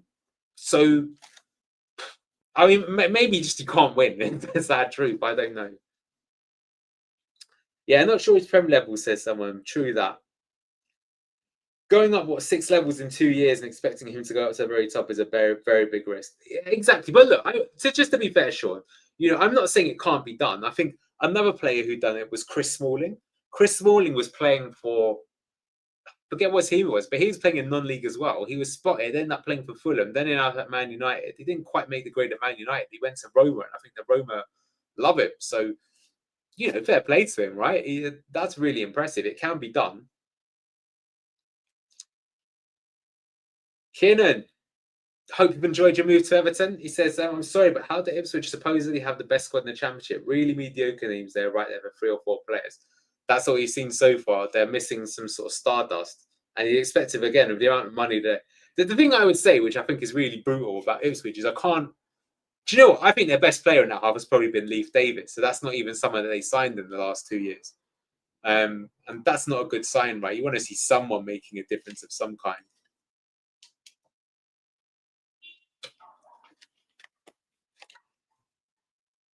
Sunderland, Burnley, Leeds all going down, you reckon? I mean, I hate to be boring, but it's hard to see that not happening, right? I think I saw actually the Guardian think that Brentford are going down, which surprised me. I can understand why they might say that, but I just feel that, like, if a team really did badly, like what Wolves were doing, they could just press the nuclear bomb button and sack and sign players, and they'll be able to stay up, because I just think they've got too much quality that's already there. Smalling was Maidstone, was he? There you go. But they were non-league at the time, right? Or am I making it up? I'm convinced he was non-league. Boho says, I was in favour of FFP, but now only protects the big teams and eventually increase the golfing power. That's what it was always intended for, though. Yeah, literally, like the teams in Europe, the big ones like Bayern Munich, Barcelona, Real Madrid, they saw what Chelsea did and they were like, we can't, and Man City, and like, no one else can buy their way into the top table because otherwise that's what was going to happen. And then PSG were the last ones who really pulled it off. I think Coney will get good service at Leicester, and then when it comes to general hold-up play, has to keep it simple. We took Beckford 2 years ago, and he did all right for a little bit. Yeah, I mean, look, I'm not saying he's going to be terrible. He could be very good, by the way. But I'm just saying it's when you get to the Premier League, can you make the step up again? And can you make the step up from non-league to Premier League in just a couple of years? Because even Vardy, people forget that, like, you know, it took him quite a bit of time to really, even the Championship, he wasn't brilliant right away.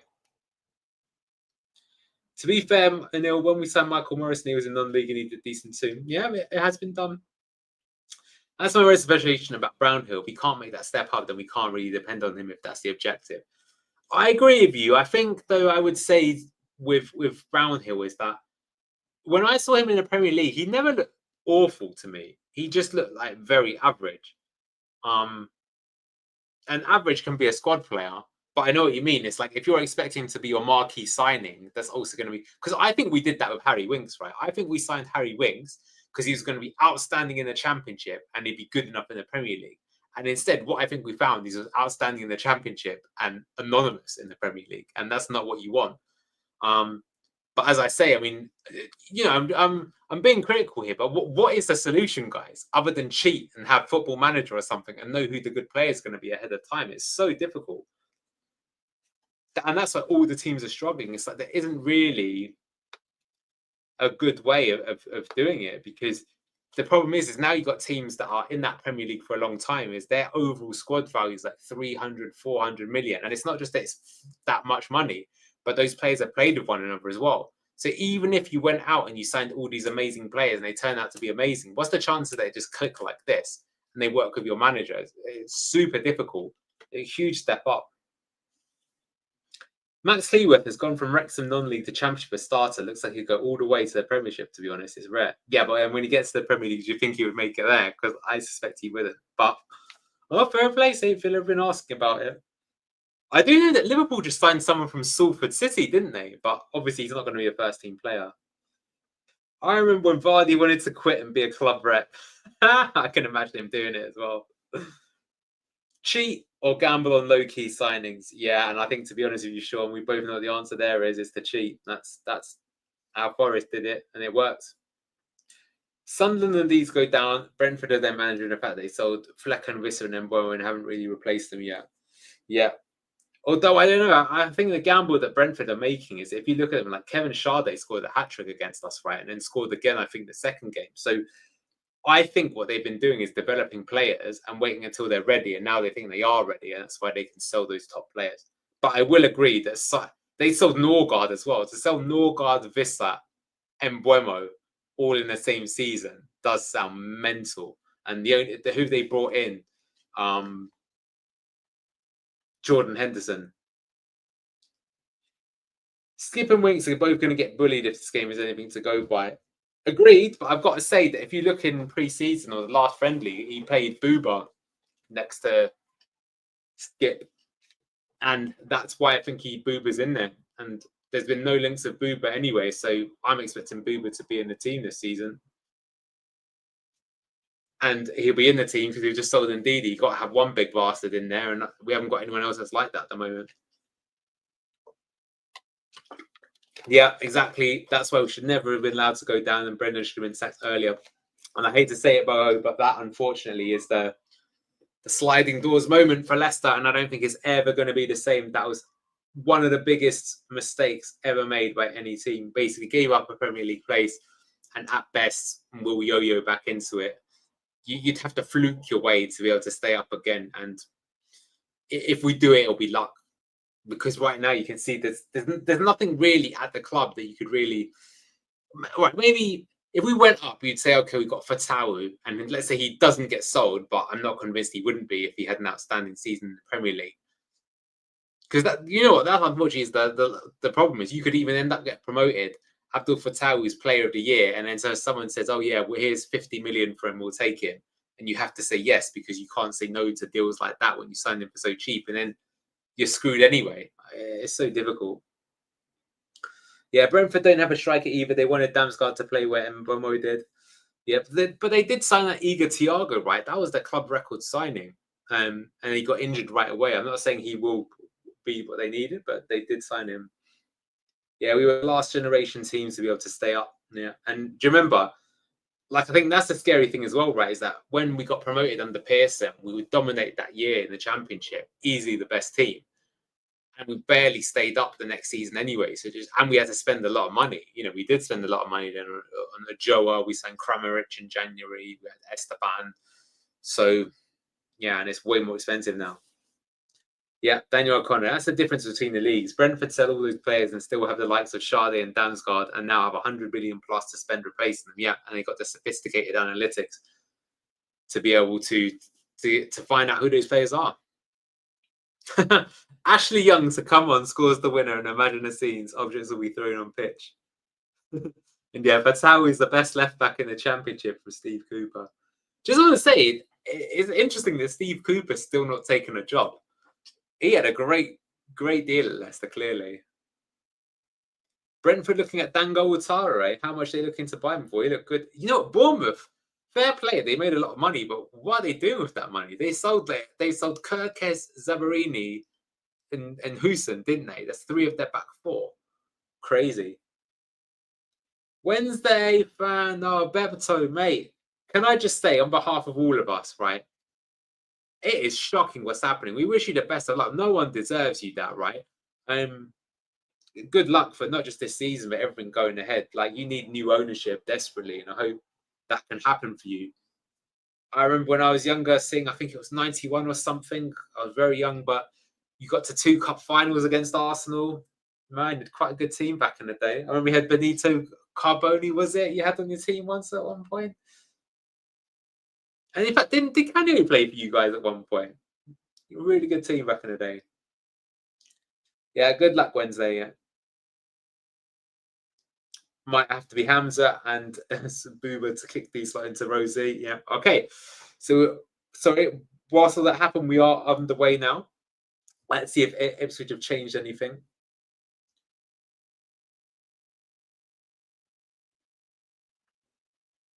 Andy Booth. Oh, he was a good player, wasn't he? Yeah, I was going to say, they kind of got that ban for pushing the ref. And you know what? I don't know about you, but I always thought the ref dived when the Kenu pushed him. Like, he definitely shoved him, but that little comical double step he took before hitting the deck.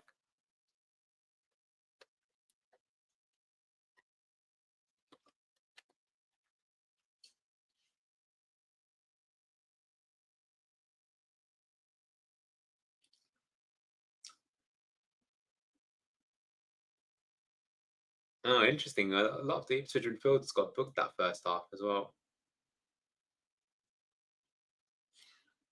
Yeah, maybe put Justin at left back. Yeah, I don't know if you saw the press conference, but Marty, he said Ricardo's going to be captain this season, which means he's staying. That's good news.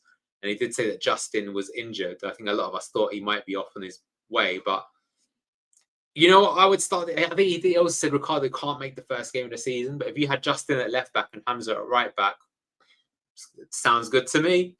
Although I wouldn't mind seeing Aluko getting, you know, I do think we want to be playing these youngsters as soon as possible. But so 124 victory, 3 times in 10 days for cup replays of Arsenal, 5 games, and we lost the tie eventually. Oh, brutal. Cup replays were kind of crazy back then, weren't they? Although, of course, we Leicester, we were lucky. We won the Coca-Cola Cup off a replay. And we won it. I think we won it at Hillsborough, did we not? That was used a lot of that your stadium at one point. Yeah, rather JJ than bloody Thomas.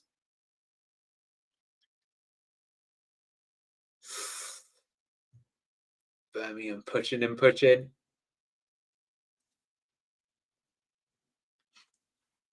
You know what, I've got to say, I've got the feeling this game's just got Birmingham 80% possession and then lose the game 1-0 in the last minute, written all over it.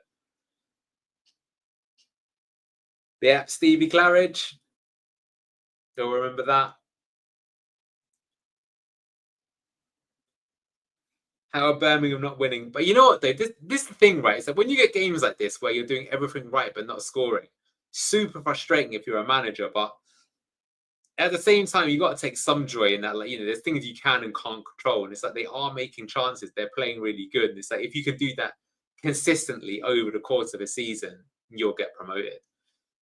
So for me, the big objective is can they do that again? But I mean, this is one of the hardest games they're going to play all season.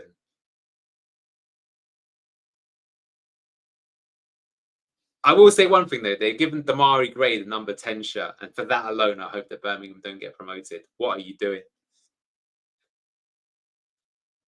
I'd take a draw, Darren. I think, yeah, that's. But you know what, Ipswich, they've come out and they look just as bad in the second half. In fact, if anything, I think Birmingham look better this half. Their manager said, guys, they're this like crap. Smack them. Yeah, Claridge at Wembley was unreal. The saying going up through the playoffs is just nerve-wracking experience, but it's incredible, isn't it? Can I ask you, actually? I'm pretty sure I know your answer is for Mr. Resist Control, but what was better, right? Claridge or Tielemans at Wembley? Not for the quality of goal, because, of course, Tielemans has done it, but I mean for the emotion. Yeah, this reminds me of a first game against Coventry. If Coventry could have finished, they would have won. Yeah, I remember they had a few one-on-ones, didn't they? Hadji Wright. they hit the crossbar and Mads. I was actually at that game live. I was behind the goal and Mads. I remember making absolutely ridiculous save. You're at Wembley, were you, Aaron? Yeah.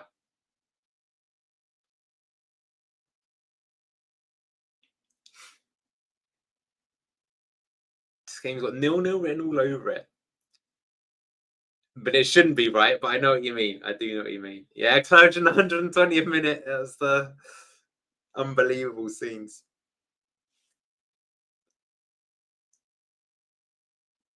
Who snuck Damari into the title-winning team?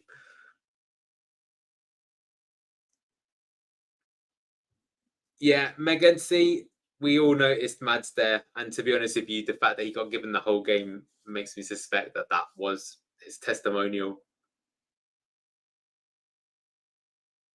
Yeah, the difference between Birmingham and Oxford Pompey Derby is levels. Can see the quality right now of Birmingham. I think, to be fair though, right, Birmingham should never have got relegated. It's because they were stupid. They were trying to go too fast too soon by firing Eustace and bringing in Wayne Rooney. And why they thought Wayne Rooney was good when he'd done nothing in his career. Because you could say that Chris Davies is unproven, but Chris Davies had the experience of working alongside top managers who'd won trophies, right? Chris Davies was assistant manager when Leicester won the FA Cup, right? He was there with Brendan when they won stuff in Scotland.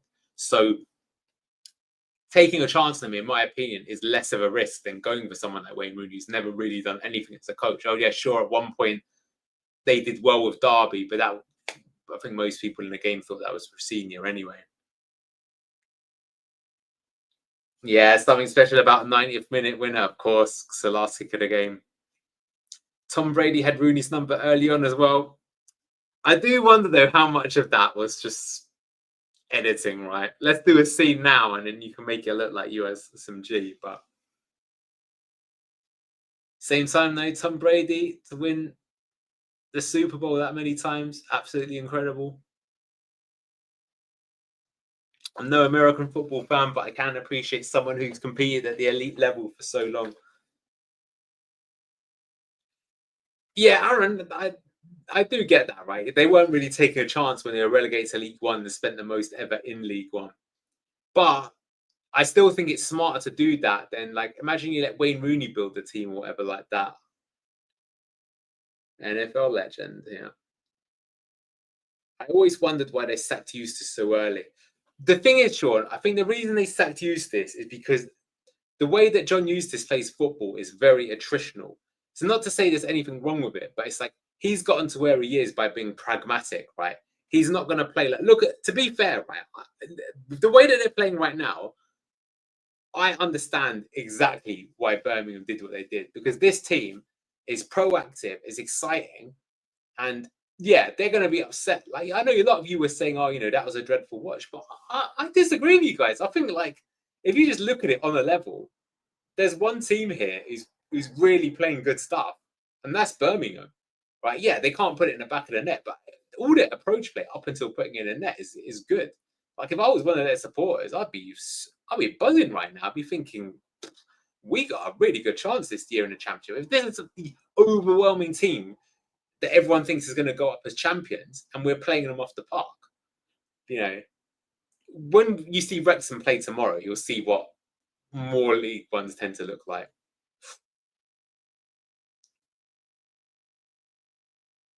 Oh,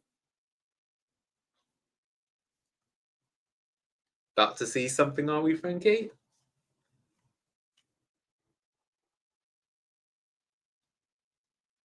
Yeah, John Eustace is at Blackburn.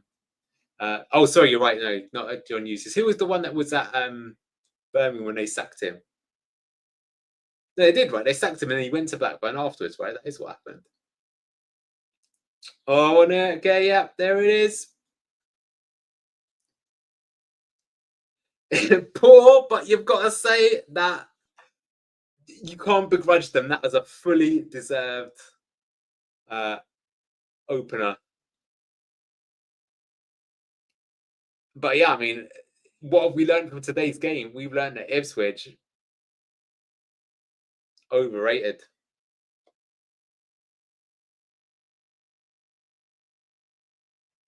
Yeah, of course. I told you guys, slagging off the Stansfield.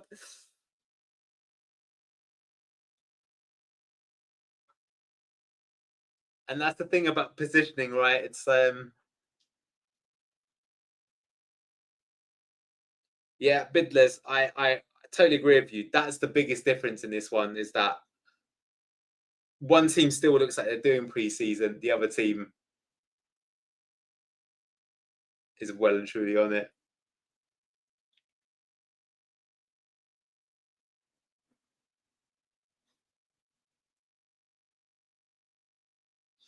Thoroughly well deserved. Ipswich are going down. Yeah, and Aaron said he still nearly skied it. I was going to say that was hardly a finesse finish, but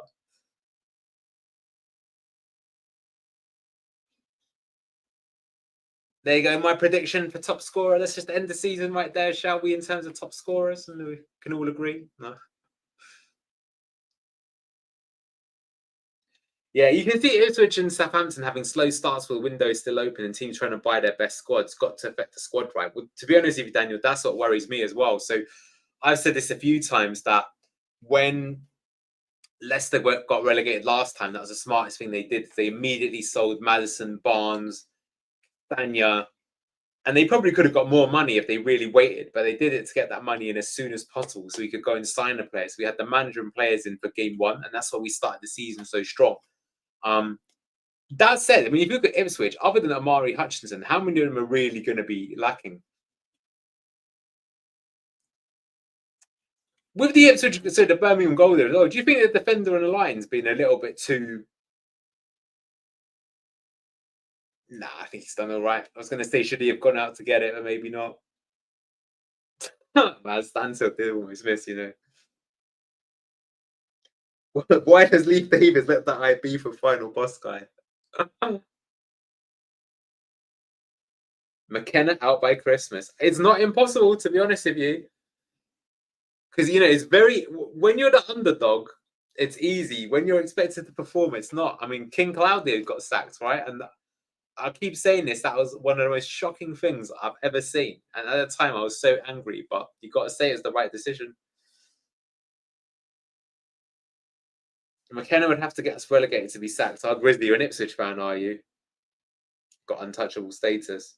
Do you know what, though? What's your podcast called? It's called Blue Town or Blue Mondays or something. And there's always one caller that calls in that properly hates Kieran McKenna for some reason. And this is before you even started doing badly. And I was like, what is this guy on? Like, you know, incredible manager. Grizzly, talk to me then. What are you thinking? I mean, what's up with you guys? It's pretty disappointing. Everyone, you know, you're such a good team last time you were down in the championship. Yeah, Blue Monday, that's the one, yeah. Great pod, though, to be fair. Benjamin Bloom as well. And who's the other lad that does the Blue Monday? He's a nice guy.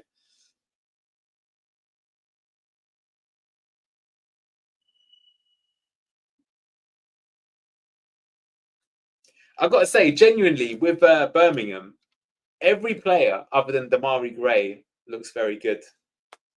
And I do think he's still a passenger. I think if you put on someone else rather than him, you do even better. Would that have scored that? Indeed. Yeah, I think we're trying to set for Premier League football. We need to get back to a high press championship football. Yeah, you know what, Griffey? Saying it earlier, that's what I don't get, right? You guys, that was one of the big innovations you had coming up. You were a team that coming up, but pressed like a Premier League team, but it's just non-existent in today's game.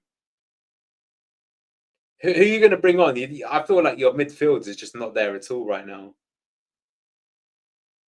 Like Schmodix, has he even been on the pitch?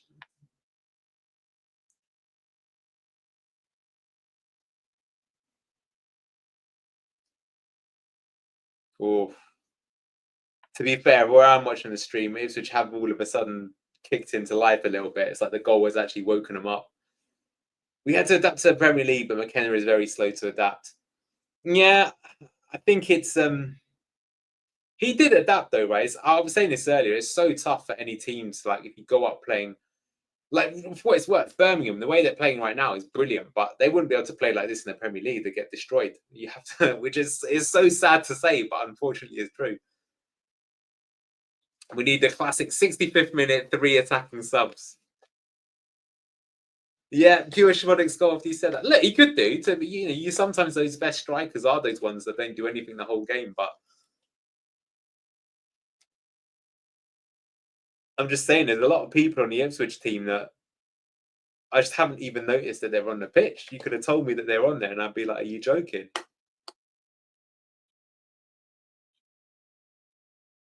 Yeah, then O'Connor was thinking that this footy gets smashed in the Prem, which is sad to say, but it's true, and it's just because every single player up against is taller, faster, stronger, better on the ball. So the mistakes, I would certainly say from Leicester's perspective, is that we conceded actually a lot of the same goal in the Premier League that we did in the Championship. It's just in the Championship we got away with so many more because players just weren't good enough. But in the Premier League, I have to say against you guys, when we were playing at Goodison, was just the ultimate humiliation. But unfortunately, of what Premier League football's like. It's like you don't win that 50-50 first contact in the game.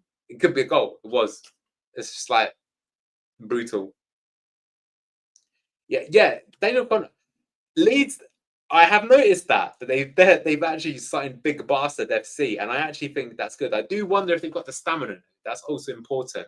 But I think that's what Brentford did very well as well. In Thomas Frank's first season there, they also struggled a little bit, and he just changed the game to be like way more physical, and it worked.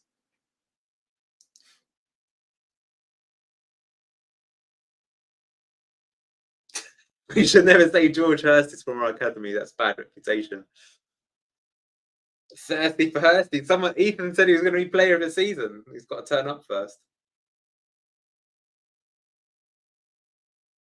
Yeah, if your team hasn't been in the Premier League a long time, that tactic ain't working. Ref is shocking. Yeah, he's ruining the game, in my opinion. Didn't Hurst come from Sheffield Wednesday as well, actually? George Hurst. And technically OHL signed him, right? Not Leicester, that big controversy.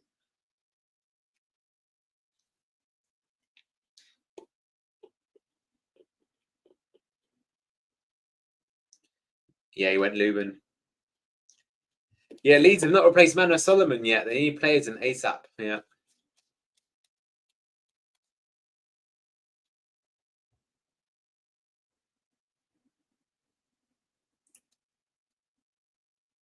What do you make of Sunderland signing Granit Xhaka?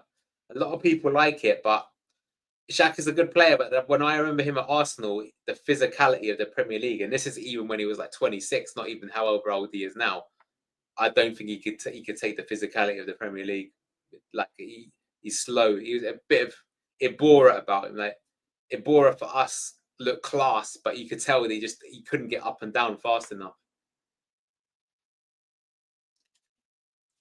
Worried Mongo and Fatal were going to get seriously injured with the amount of fouling going on with pretty poor refs. Yeah, I don't know what to really say about that other than I agree. I mean, if you look at Eden Hazard, Neymar even, it's not a surprise to me that neither of those two have had as long careers as they deserve to. I mean, you could say that they didn't look after their bodies too, which I agree with, but like they both got fouled so much. Yeah, Xhaka was a red card merchant. Like, don't get me wrong, on the ball, he's quality, and some of those long range shots that Granit Xhaka can take are absolutely ridiculous. But specifically, I remember Arsenal, I don't know if you remember this, they signed Xhaka the year after we won the title. And it's like, if they just signed Kante, they'd have won the Premier League for the next 3 years in a row. But instead, they signed Granit Xhaka, probably because Xhaka was quote unquote better on the ball. Didn't matter. Yeah, since Birmingham scored, it's been 90% possession to Ipswich. That is something that I think. Do you know why though? Because to be fair, Birmingham have said that we've got the goal now. We don't need to push for it. But I do think that could be a little bit of a mistake. Like they completely dominated the game. If they played with the same gusto, they could cruise to victory here. But they're obviously feeling it because let's be honest, they're going to take a 1-0 all day, every day. That's an absolutely fantastic result on opening night. Ipswich of George Hurst run. Where's the Leicester attacker?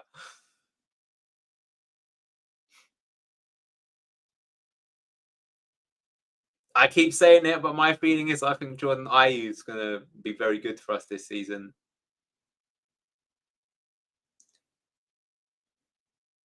I think his all-round play is going to be super effective.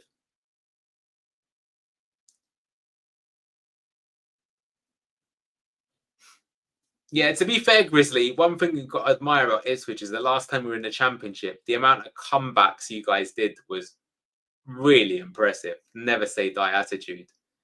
Although I would say that, like, well, yeah, to be fair, now you're actually pressing the game. Like, where's this been all match long?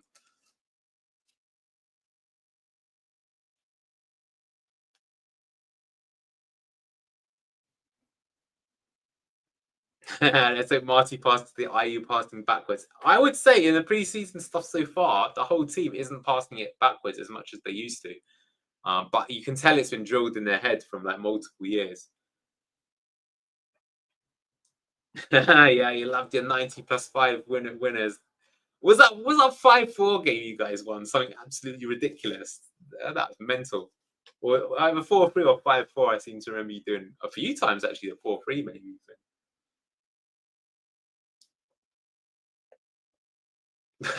Scott with the FM. I totally agree.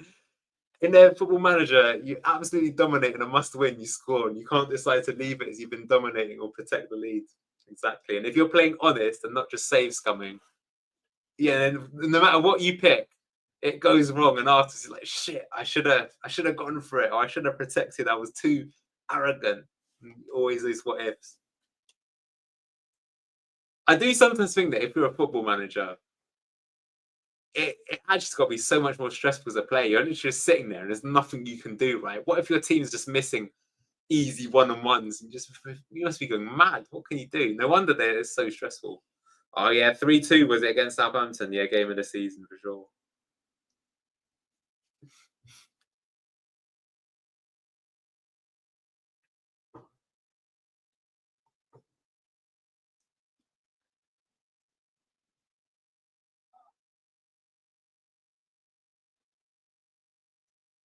Oh, Grizzly with the FM conspiracy theory that I think you're probably right.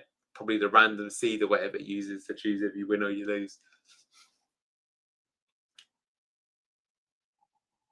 I do know. I don't know if you know this. I actually work in the video games industry, so I've got a friend who used to work at Sports Interactive, and they basically told me that even in Football Manager, many parts of the code are from the original Championship Manager that was made in 1993. So there's literally certain things that have just always been the same way.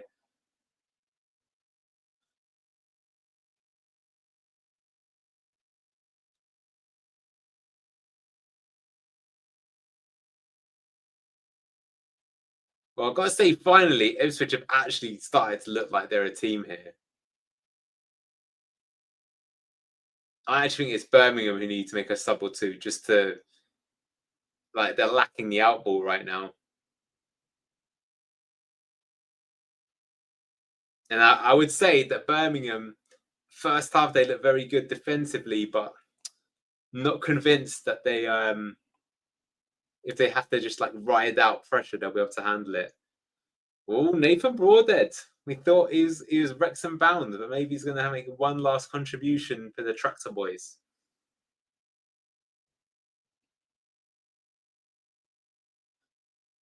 No chance he's a top two, says Nicky. But I don't know. From what I'm seeing today, I would say Birmingham look like they could do it. Ipswich have played badly, but let's see. They might still pull something back with their squad. And at the end of the day, this is going to be one of the harder games of both of these teams this year. Really, the Championship is just about grinding out results, isn't it? But I remember even with Nigel Pearson, there's a lot of games where we were pretty average, in my opinion, but we did what had to be done, right? We just muscled and physicaled our way to victory. Like, to be honest, as crazy as it sounds, like if you can play 7 out of 10 every week in the Championship, you actually wouldn't. Back in the day, you'd get promoted. Now maybe it's a bit high. You've got to be 7.5, but you don't have to be champagne football every week.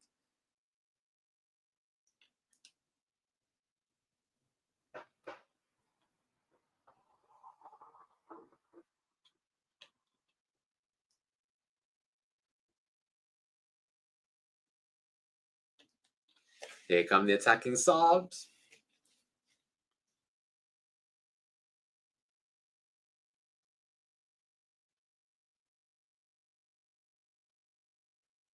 Oh, is Al Hamidi still there? I thought he was out on loan last year, was he not?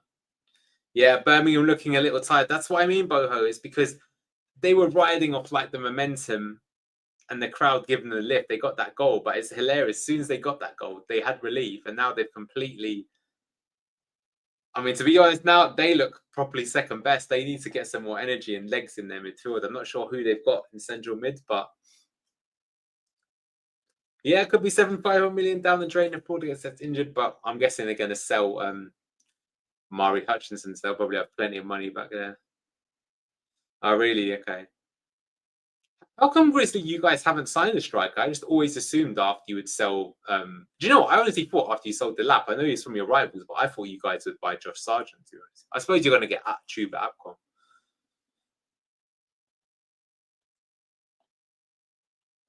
Oh, wow.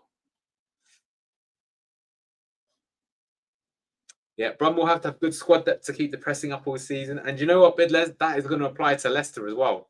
And in my opinion, that's actually why under Enzo we fell off a little bit. He was playing basically the same team every week. And we actually did well. We even got through Christmas and we were looking good. But then at some point, I just feel like you hit breaking point. Can't doing those kind of sprinting stop starts every game really takes it out of you. I don't know if any of you guys have tried some of the sort of training that professional forwards do, but it's difficult. I used to play at one point wing back for just a Sunday league team, and I had to stay back half an hour with the other wing back just to do extra stamina. Boy, couldn't wait to get put back in central midfield after playing that position, let me tell you. Do they want Daka? I don't think we could give Daka away, unfortunately, given his wages. Hate it when teams sit back after a goal, believe in staying on the front foot when ahead, keep momentum. I agree, but they've probably lost too many games on Football Manager and have gone for the pragmatic route. Stansfield having a good match. Yeah, and look, I agree that his finishing is sometimes wayward, but look at his all-round game. He's a good player, man. Don't want anyone who comes from the scum to come into the team. Fair enough.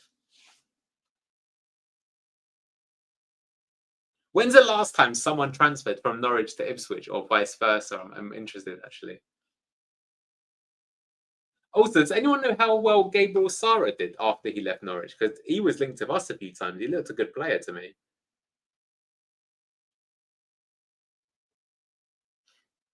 Brum are running out of steam, and I'll be honest, the way that it's going, they're going to concede. They've got to do something. I'm surprised Chris Davis hasn't, actually. They've completely lost control of the game here.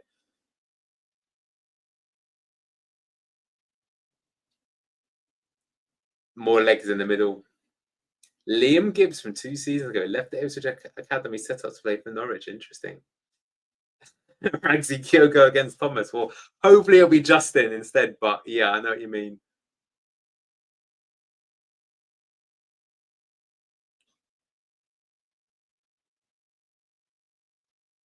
I think Kyogo's had a good game as well, to be honest.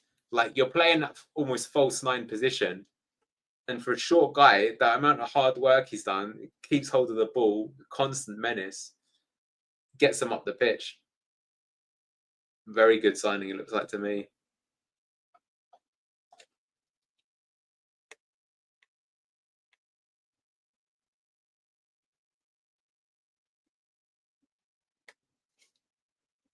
I miss having the Japanese player in the team. We obviously had Abe, then we had Okazaki. And then we had some good records of the Japanese players for Leicester. It's 5'7", bro. He's tiny, but he is good. Yeah, massive respects for being that. That's that's someone for Jake Evans to have a look at, because that's something I've always thought about Evans, is that you can see he's got quality, but when you're just that tall in professional football, it's so difficult.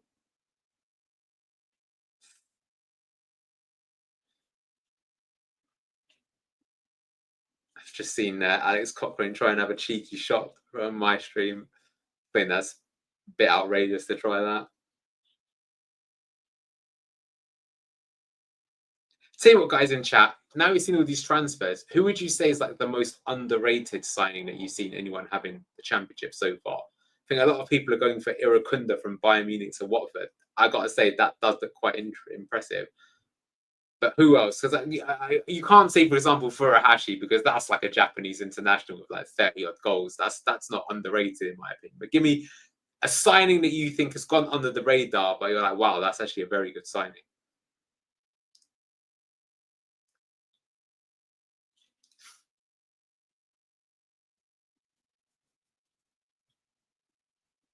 Okay, Birmingham got some subs ready at last.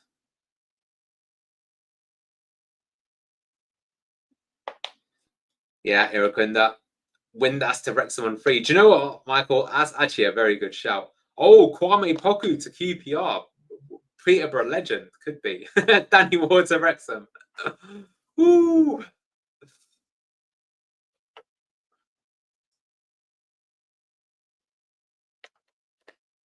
Yeah, Windass was good for Sheffield Wednesday. That could be a good signing.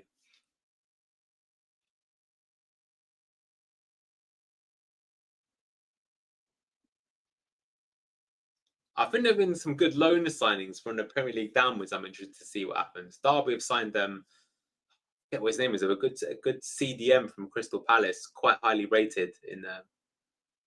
Oh yeah, Sydney Tavares signing for Blackburn. Yeah, that Danish striker who signed from Norwich, Matthias Quistgarden. Yeah, but that's quite a lot of money though. It's like 12 million. I will say what's interesting though with Norwich is that they signed last season as well a guy called Oscar Schwartu, and him and Quistgarden played together for the same team. So kind of low key under the radar. I think that's why a lot of people have got Norwich in the playoffs this season. Is that I look at their squad and the squad is good.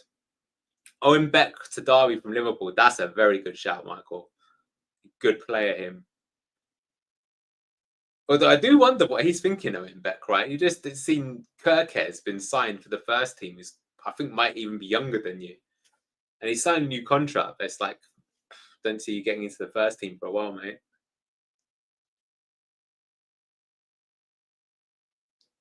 Oh, Taylor should have got sent off. That's what we're saying. He's already on a booking. Do you know what? I don't disagree with you there.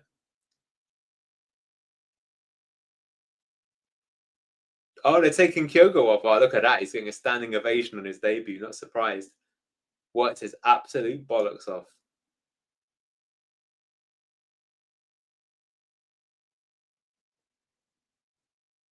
I think what you got to say about Kyogo Farashi there as well, even being small, the way that he held up the ball and got his team up the field was really impressive. Like, I think if you're Daka, you know, you got to be pressing as much as Kyogo at minimum, right? And if not, you got to be able to keep the ball like he can, although I'm not sure he can do. What are the chances Ipswich score the late goal again? At the moment, if you look at the attacking momentum, I'd say pretty high. But now, I do think Ipswich seem to have tired themselves a little bit now. I think, though, if I was Brum, I'd still be making some more subs, just keep the energy going.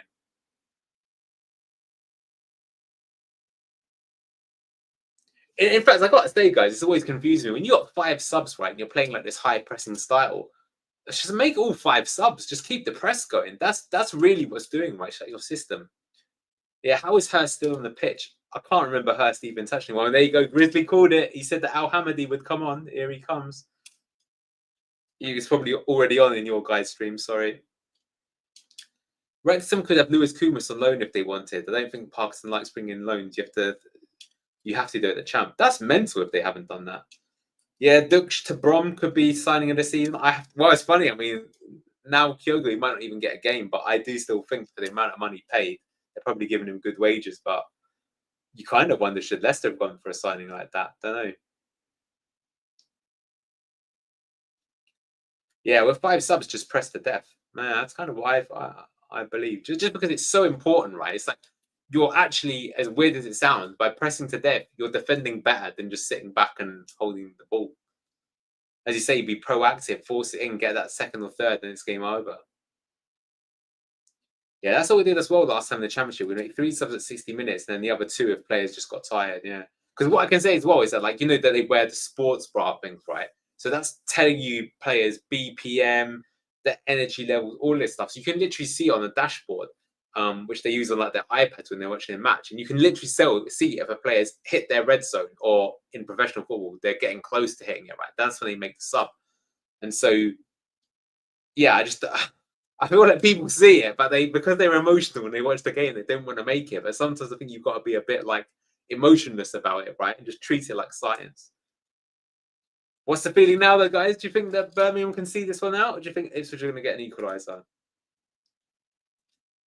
But there's disappointing how little we are linked to, and unfortunately, someone said it before. We've only spent 2 million in 12 months. I think we're not going to be spending this season, in my opinion. And why? That is the real worry. Why, in my opinion, that's scary. That there's something doesn't smell right behind the scenes.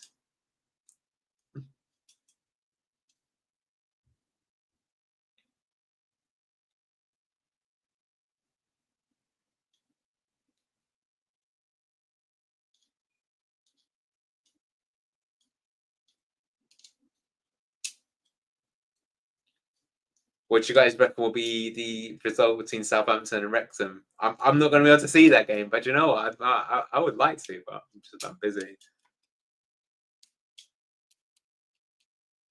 Yeah, that Birmingham defender has got a cramp, hasn't he?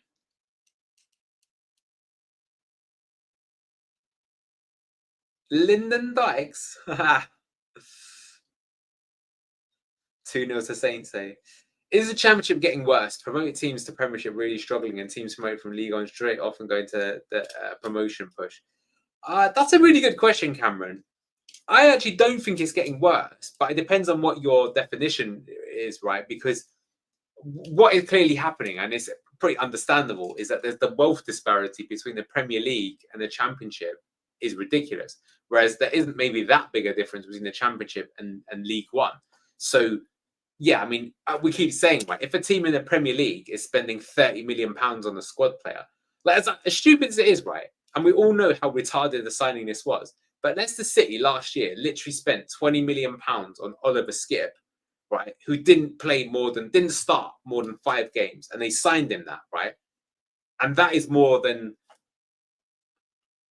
85% of teams in the Championship could spend in their total transfer budget. More than that, probably 90% of teams in the Championship could spend. So that's where the problem is, right? Is that even though we like to think that football is like meritocratic and it's all about the team and not so about the collective, not the individual, but you know what it's like when you're on a pitch, right? You're just playing against some guy who's bigger, faster, stronger, more technical than you. It's like there's levels to this game, and so it's a good question, but what is the solution? Well, I don't think they want there to be a solution. I think if we're being honest, the Premier League has been designed to be almost like a franchise system where the teams stay there they are.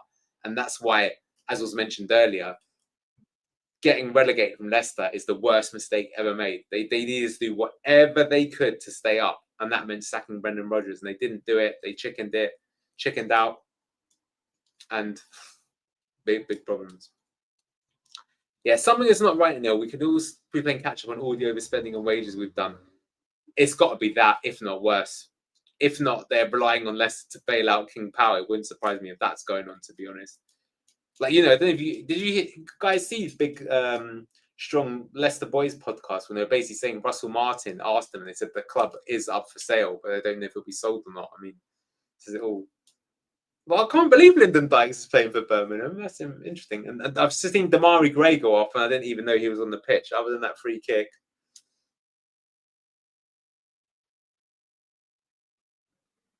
Yeah, momentum is a big thing. Ipswich used to losing, and Brum used to winning. Yeah, for sure. We just got Riley Carr from Hertford Town, but is that for the under-21s?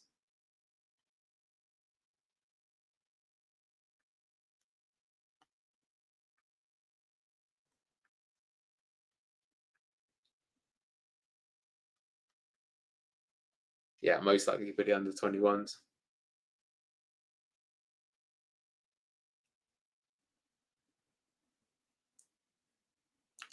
16. Jerry Monger's 16 and already played in the Premier League. This guy's washed already. I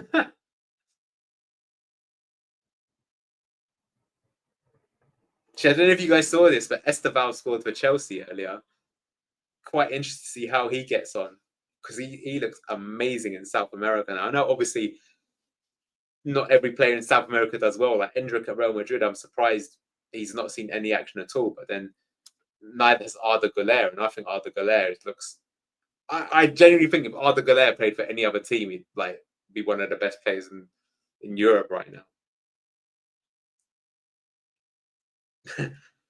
Sean, very true but depressing. We spent 20 million on a player we didn't need to buy for a position which we already had cover for a manager we shouldn't have gotten.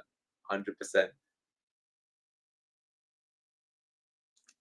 people never seem to realise how many games they play in the Brazilian league. That's true, but I would say that the state championship is quite different to the Serie A that they have over there. Like the state championship, you play the equivalent. It'd be like Arsenal playing Barnet or something like that, right? So you don't have to play your strongest team against Barnet.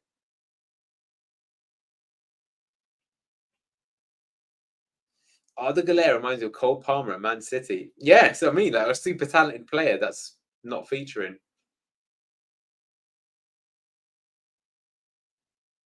I mean, it's hard to be critical, obviously, of Real Madrid of how much they won and do win, but I do think they need to look at their youth policy because,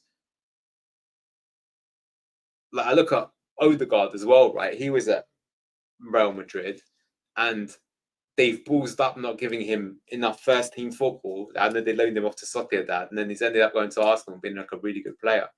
I don't know if you guys have seen Nico Paz, who's at Como at the moment. He's another one that came from Madrid, and now like Spurs are talking about him. Oh, you're not going to believe this, guys, but Blue Tinted Glasses are just about to make their own substitution. Here he is. Hello, mate. You're right. You're right. Well, look at this for a scoreline, eh? I was gonna, yeah, mate. You know what? I've been wanting to get on for the last hour. I've just got home to ask you: was I wrong to not worry about Birmingham, or what? What are we saying? I've got to say, Locks, Birmingham have been outstanding. Ipswich look fraudulent as hell. Birmingham, for the first 60 minutes of the game, honestly, they should have been 3 or even 4-0 up. They were fan-fucking-tastic. Now, they scored a goal, and funny enough, the goal they scored was actually a bit crappy.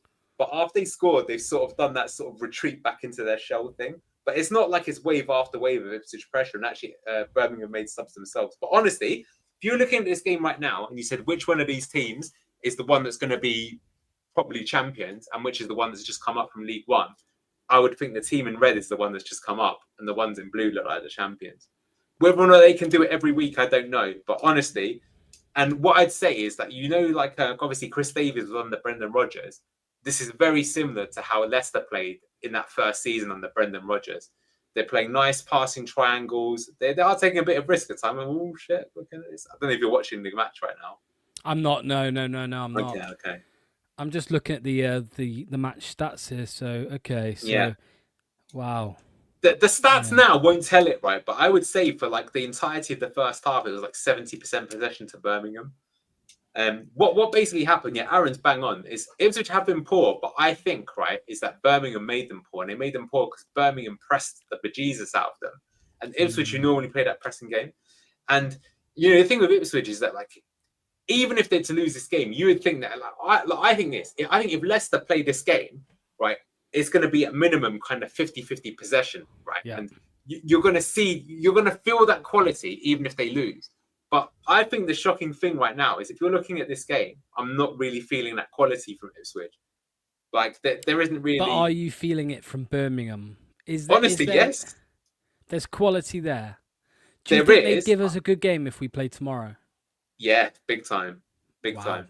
I still think we should win because I think the way that they play, they'll leave gaps, but they're going to get more confident. I have to say that Kyogo Furuhashi was unbelievable when he was on. He didn't score, but he assisted for Stansfield. Stansfield, we were having... But he was doing a Daka, right? He was missing so many awful opportunities. Then he eventually put one away. He almost skied it, by the way. But what I would say about him is that even though he's been sort of poor finishing, his actual all off the ball work and his link up play has been very good. So it's like everything apart from the final product. Yeah. I've just seen Mike say Birmingham could play with anybody in this league. It's interesting.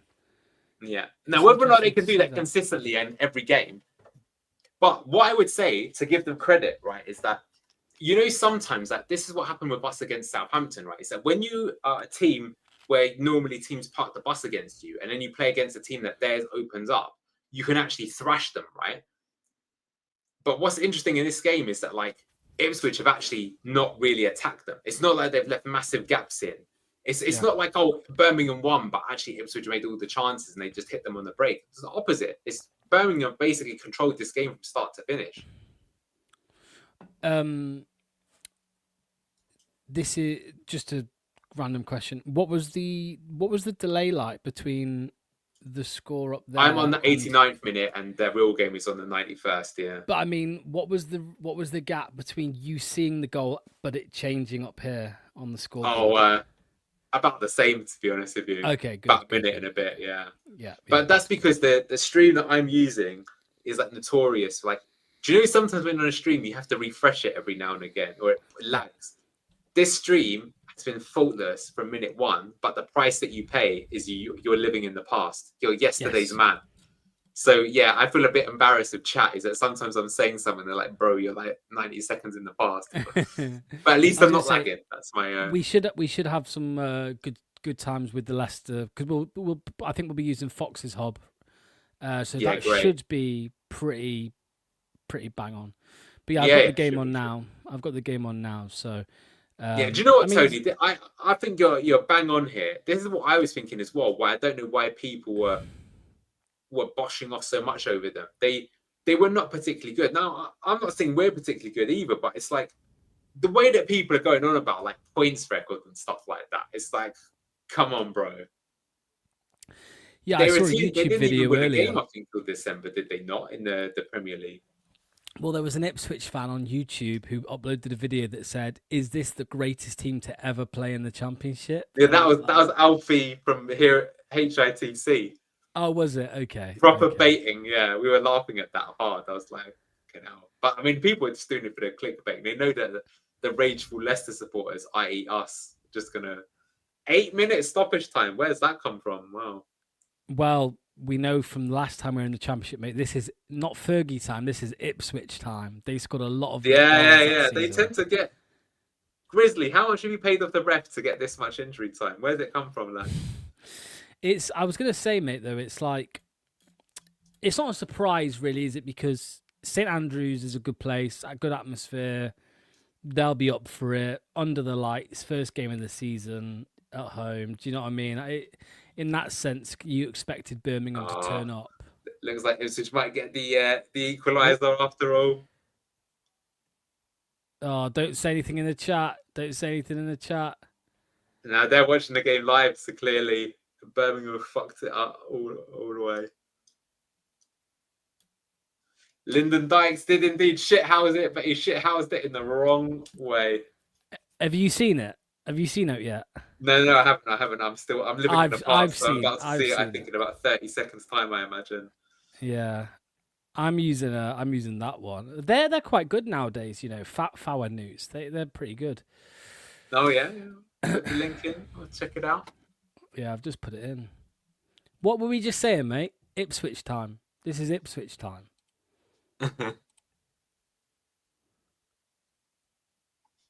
Yeah, yours seems a bit further ahead, okay. Oh, that's harsh. That's harsh, Anil. That is the McKenna effect, though, isn't he? He's learned it from Fergie. He just gets these. Yeah. A picture of Chris Davies. He looks absolutely sick. So it's a penalty, Anil. Who's going to take it? That Lee man. Davis, yeah. Nope. Oh, is it? Oh, it's thirsty for Hursty. He's got a chance to get his first of the season after Ethan predicted him to. Oh, there we go. We know. Mate, this is the EFL Player of the Season you're watching here. Put some respect on this man's name. He's got that cold Leicester City mentality. Yeah. Well, it was a poor pen as well, if you ask me. There we go. Yeah, I mean, Ipswich strikes again. They have not deserved that at all. What's the bet they go on and win this now? Jeez. Surely not. Yeah. But you know what? We said before the game that actually the best result for Leicester is actually a 1-1. Yeah, I agree with it. You're right. Because if Birmingham are going to be up there, then both of them teams dropping 2 points is good for us. Of course it is. Yeah. There's a bit of a scrap going on here between the players. Do you know what? It's been a bit of an undercurrent from it all season long. But you know what? I'm all for it, right? We need a little bit more of Absolutely, because I mean, these are the League One winners and Premier League relegated from the Premier League. Yeah. It's a bit of a Maybe, Big but game, to to be be honest, honest. like sometimes at the end of the season, you might only miss out by 2 points, and you'll be thinking, "Fuck, we didn't give away that penalty."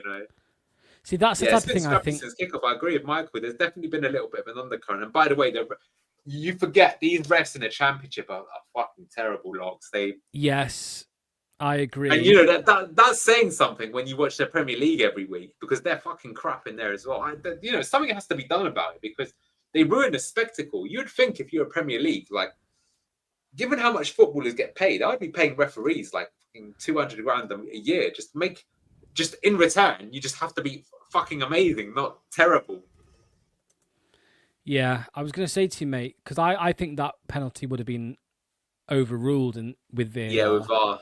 So, are you happy no VAR, or do you wish we had it down here? Because no, I'm still happy. One of the first, it ruins the game, man. It ruins the game. Yeah. To be fair, the truth is it's the implementation of VAR that is why it's so shit, right? Like, if you look at other sports. Oh wow. Is Ashley Young playing, by the way? Yeah. Ipswich signed him. Did he start, or has he come on? No, he came on.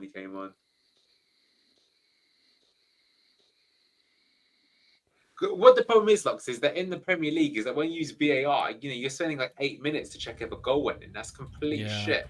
They need to be doing it way faster in the background and not interrupting play, which could be done. Other sports have done it, but so if you're asking me, the current implementation of VAR or no VAR is definitely no VAR. It fucking ruins it. Oh, hello. Oh.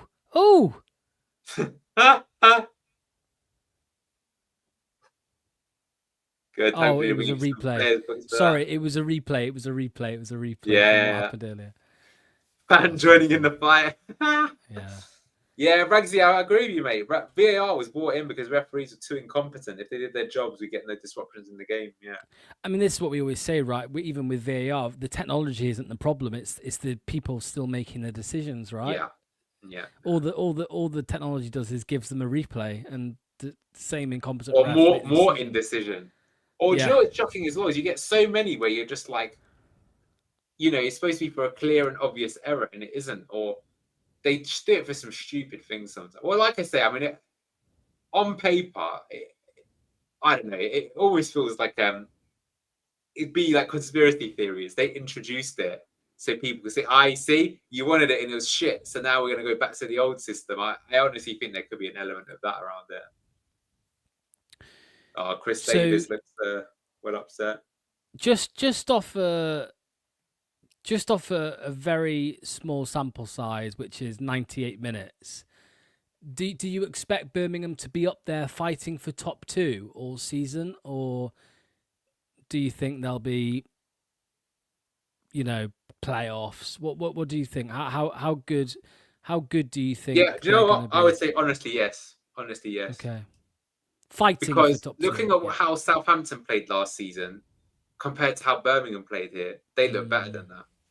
Yeah. And that's the thing, is that the reason I'm saying that is because, I don't know, to be honest with you, I would say though, after looking at this game, Ipswich have looked very poor to me. They don't look like they're going to be runaway champions. So that makes me think there's going to be more of I said it's all, like, I know you said, for example, you think Leicester will get 90 points, which is fair. But I also think it's interesting that you said 90 points. You didn't say 100 points. Because that's kind of what I think. I'm not sure this season if any team gets 100 points again. I think it could be like, if you've got 4 or 5 good teams, then it could be that back in the day, you could get promoted off 89 points in the Championship, right? It's not unheard. Like, even win the Championship with that many points. I don't know if it'll be quite that crazy, but they look pretty good. The way that they played, like I say. I was going to say, I did also say that if Bilal stays, we will get 107 the points record. 107 points. Yeah. But I mean, to be fair, we saw it against Fiorentina. If you genuinely had Ayew, El Kanous, Mavadidi, and Fatawu, you're gonna score a lot of goals, aren't you? That's the best that's the best, in my opinion, the best 4 attacking players that there's ever been in the Championship. But who did Fulham have when Mitrovic scored like 41 goals? I'll have a look. Yeah, I know they had Fabio Carvalho. Wasn't Bobby Reed on the other wing? He might have been, yeah. Put some respect on that man's name. And that's Was it. it? Finished 1-1. Well, interesting stuff. I mean, I think that's definitely put the cat amongst the pigeons, I would say. Birmingham will feel... We've got Grizzly, who's an Ipswich fan. I don't know if he's still in chat. And we also had Billy, who's a Brom fan. I wonder what they're thinking. But Birmingham were robbed, I've got to say. I'm just looking here, mate. Okay, so you had Harry Wilson, Carvalho, Cabano, and Mitrovic. So I personally think Fatawu and Mavididi are better than Cabano and Wilson, right? So, yeah, but Mitrovic is Jordan better than I was going to say Alexander Mitrovic. Yeah, that's true. No, Grizzly. After how we played there, I'm not looking forward to playing you lot, but loving the Ipswich comeback. Fair enough. Yeah, mate. It's always interesting to see the first game of the season when it's a team that's going to be up there with you. I mean, today we've had two of those teams, right? It's interesting to say you think so. Ipswich didn't deserve a point from that. No, you wouldn't say. No. You saw it. They were jammy to get that. I mean, have a look at the stats here. I mean, to be fair, right, at the end of the game, it's 51 to 49% possession, but doesn't really tell the story of the game. But I would say Birmingham only 3 shots on target. Their shooting was a bit wayward. But I believe if they'd have believed in themselves a little bit more, they could have wrapped the game like that up. So that's what they're gonna have to think of. And I think, to be fair, in chat, a lot of people are saying here that if they'd have kept the pressure on, Ooh. Yeah. Well, we're hoping that'll be the case, but we're not around yet. I didn't mean to bring that one up. I'm trying to load something else. Where is it? There it is. Yeah. Yeah, Birmingham will rue the chances they missed. Rags is bang on. Stansfield should have scored more than one. I'm going to remove myself slightly just so the stats show. So here's the final. There you go.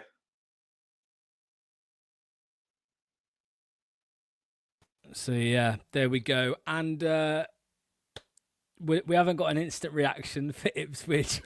We're not going to do an instant reaction for them, no. No, I was going to say I'm going to be live tomorrow from 12:20 for this one. So we did the Birmingham Ipswich one, and Nil has smashed it out of the park. But I'll be back at 12:20 because I think kickoff's 12:30. I'm looking forward to this one, Nil, mate, because it's like with Birmingham and Nil, we kind of knew they'd be good, right? We didn't know how good they'd be, but they'd be good. With Wrexham, I've got no idea. Like, they could be dog shit. I think they could be dog shit, but they could also surprise. And also Southampton under Will Still. That's going to be an interesting thing to see, of course. Yeah. Well, I think the thing that would surprise you is just the style of play, right? So Birmingham played like a team that wants to be in the Premier League. Doesn't mean they'll get there, but they played like one. Wrexham they're going to play like a team that's got promoted from League One, if you know what I mean. Now, that doesn't mean it can't work. Doesn't mean it can't Parkinson. work. Yeah, but I'm just saying it will be a little bit attritional, shall we say. So, yeah, I won't be able to see that game, unfortunately, but I will watch the highlights. I'm curious. Yeah, Frankie wonders if Cody will start. Surely, if they start with Danny Ward and Connor Cody, we'll still be like that, surely. Yeah, so that's Birmingham top of the league by alphabetical order, I'd imagine. Yeah.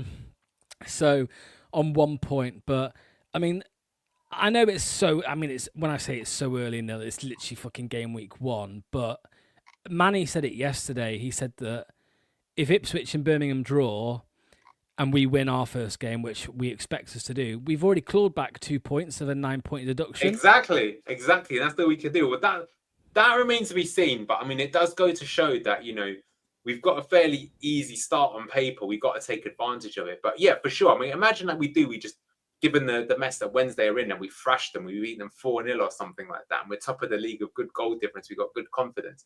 That would be good. And, weirdly enough, let's say we even get to like another month or two, then they give us a deduction. So we go from being like 1st to 10th or something like that. But if the confidence is flowing through the team, it will actually give them more motivation, as weird as that will sound, to keep going and just say, like, we're going to piss this league anyway. Oh, wait. Let's not get carried away, because I think a lot of both Birmingham and Ipswich fans were getting carried away before this game started. We'll have to see. I would say, look, it's not ideal going into your first game of the season that, Wilfred Ndidi is gone. Mads Hermansen is going to go. So, normally, the last time we got relegated, yes, we lost a lot of star players, but we'd signed some people. Begovic isn't going to be starting. So we quite literally, there's no making it up. Our team on Sunday is categorically worse than the one that we ended last season with. It's just factually that is true. Of course, we're playing worse opposition. But, that is still something to watch out for, the fact that they haven't brought anyone in. I would expect if Mads goes, what do you reckon? Do you reckon if both... Because I could still see, even with Ndidi and Cody gone, they still can't afford to spend. It's not really a major sale. But I've got a feeling when Mads goes, Marty did say that they're looking to bring one player in next week. So I've got a feeling that if Mads goes, and it probably is Richard Kone that comes in. Yeah.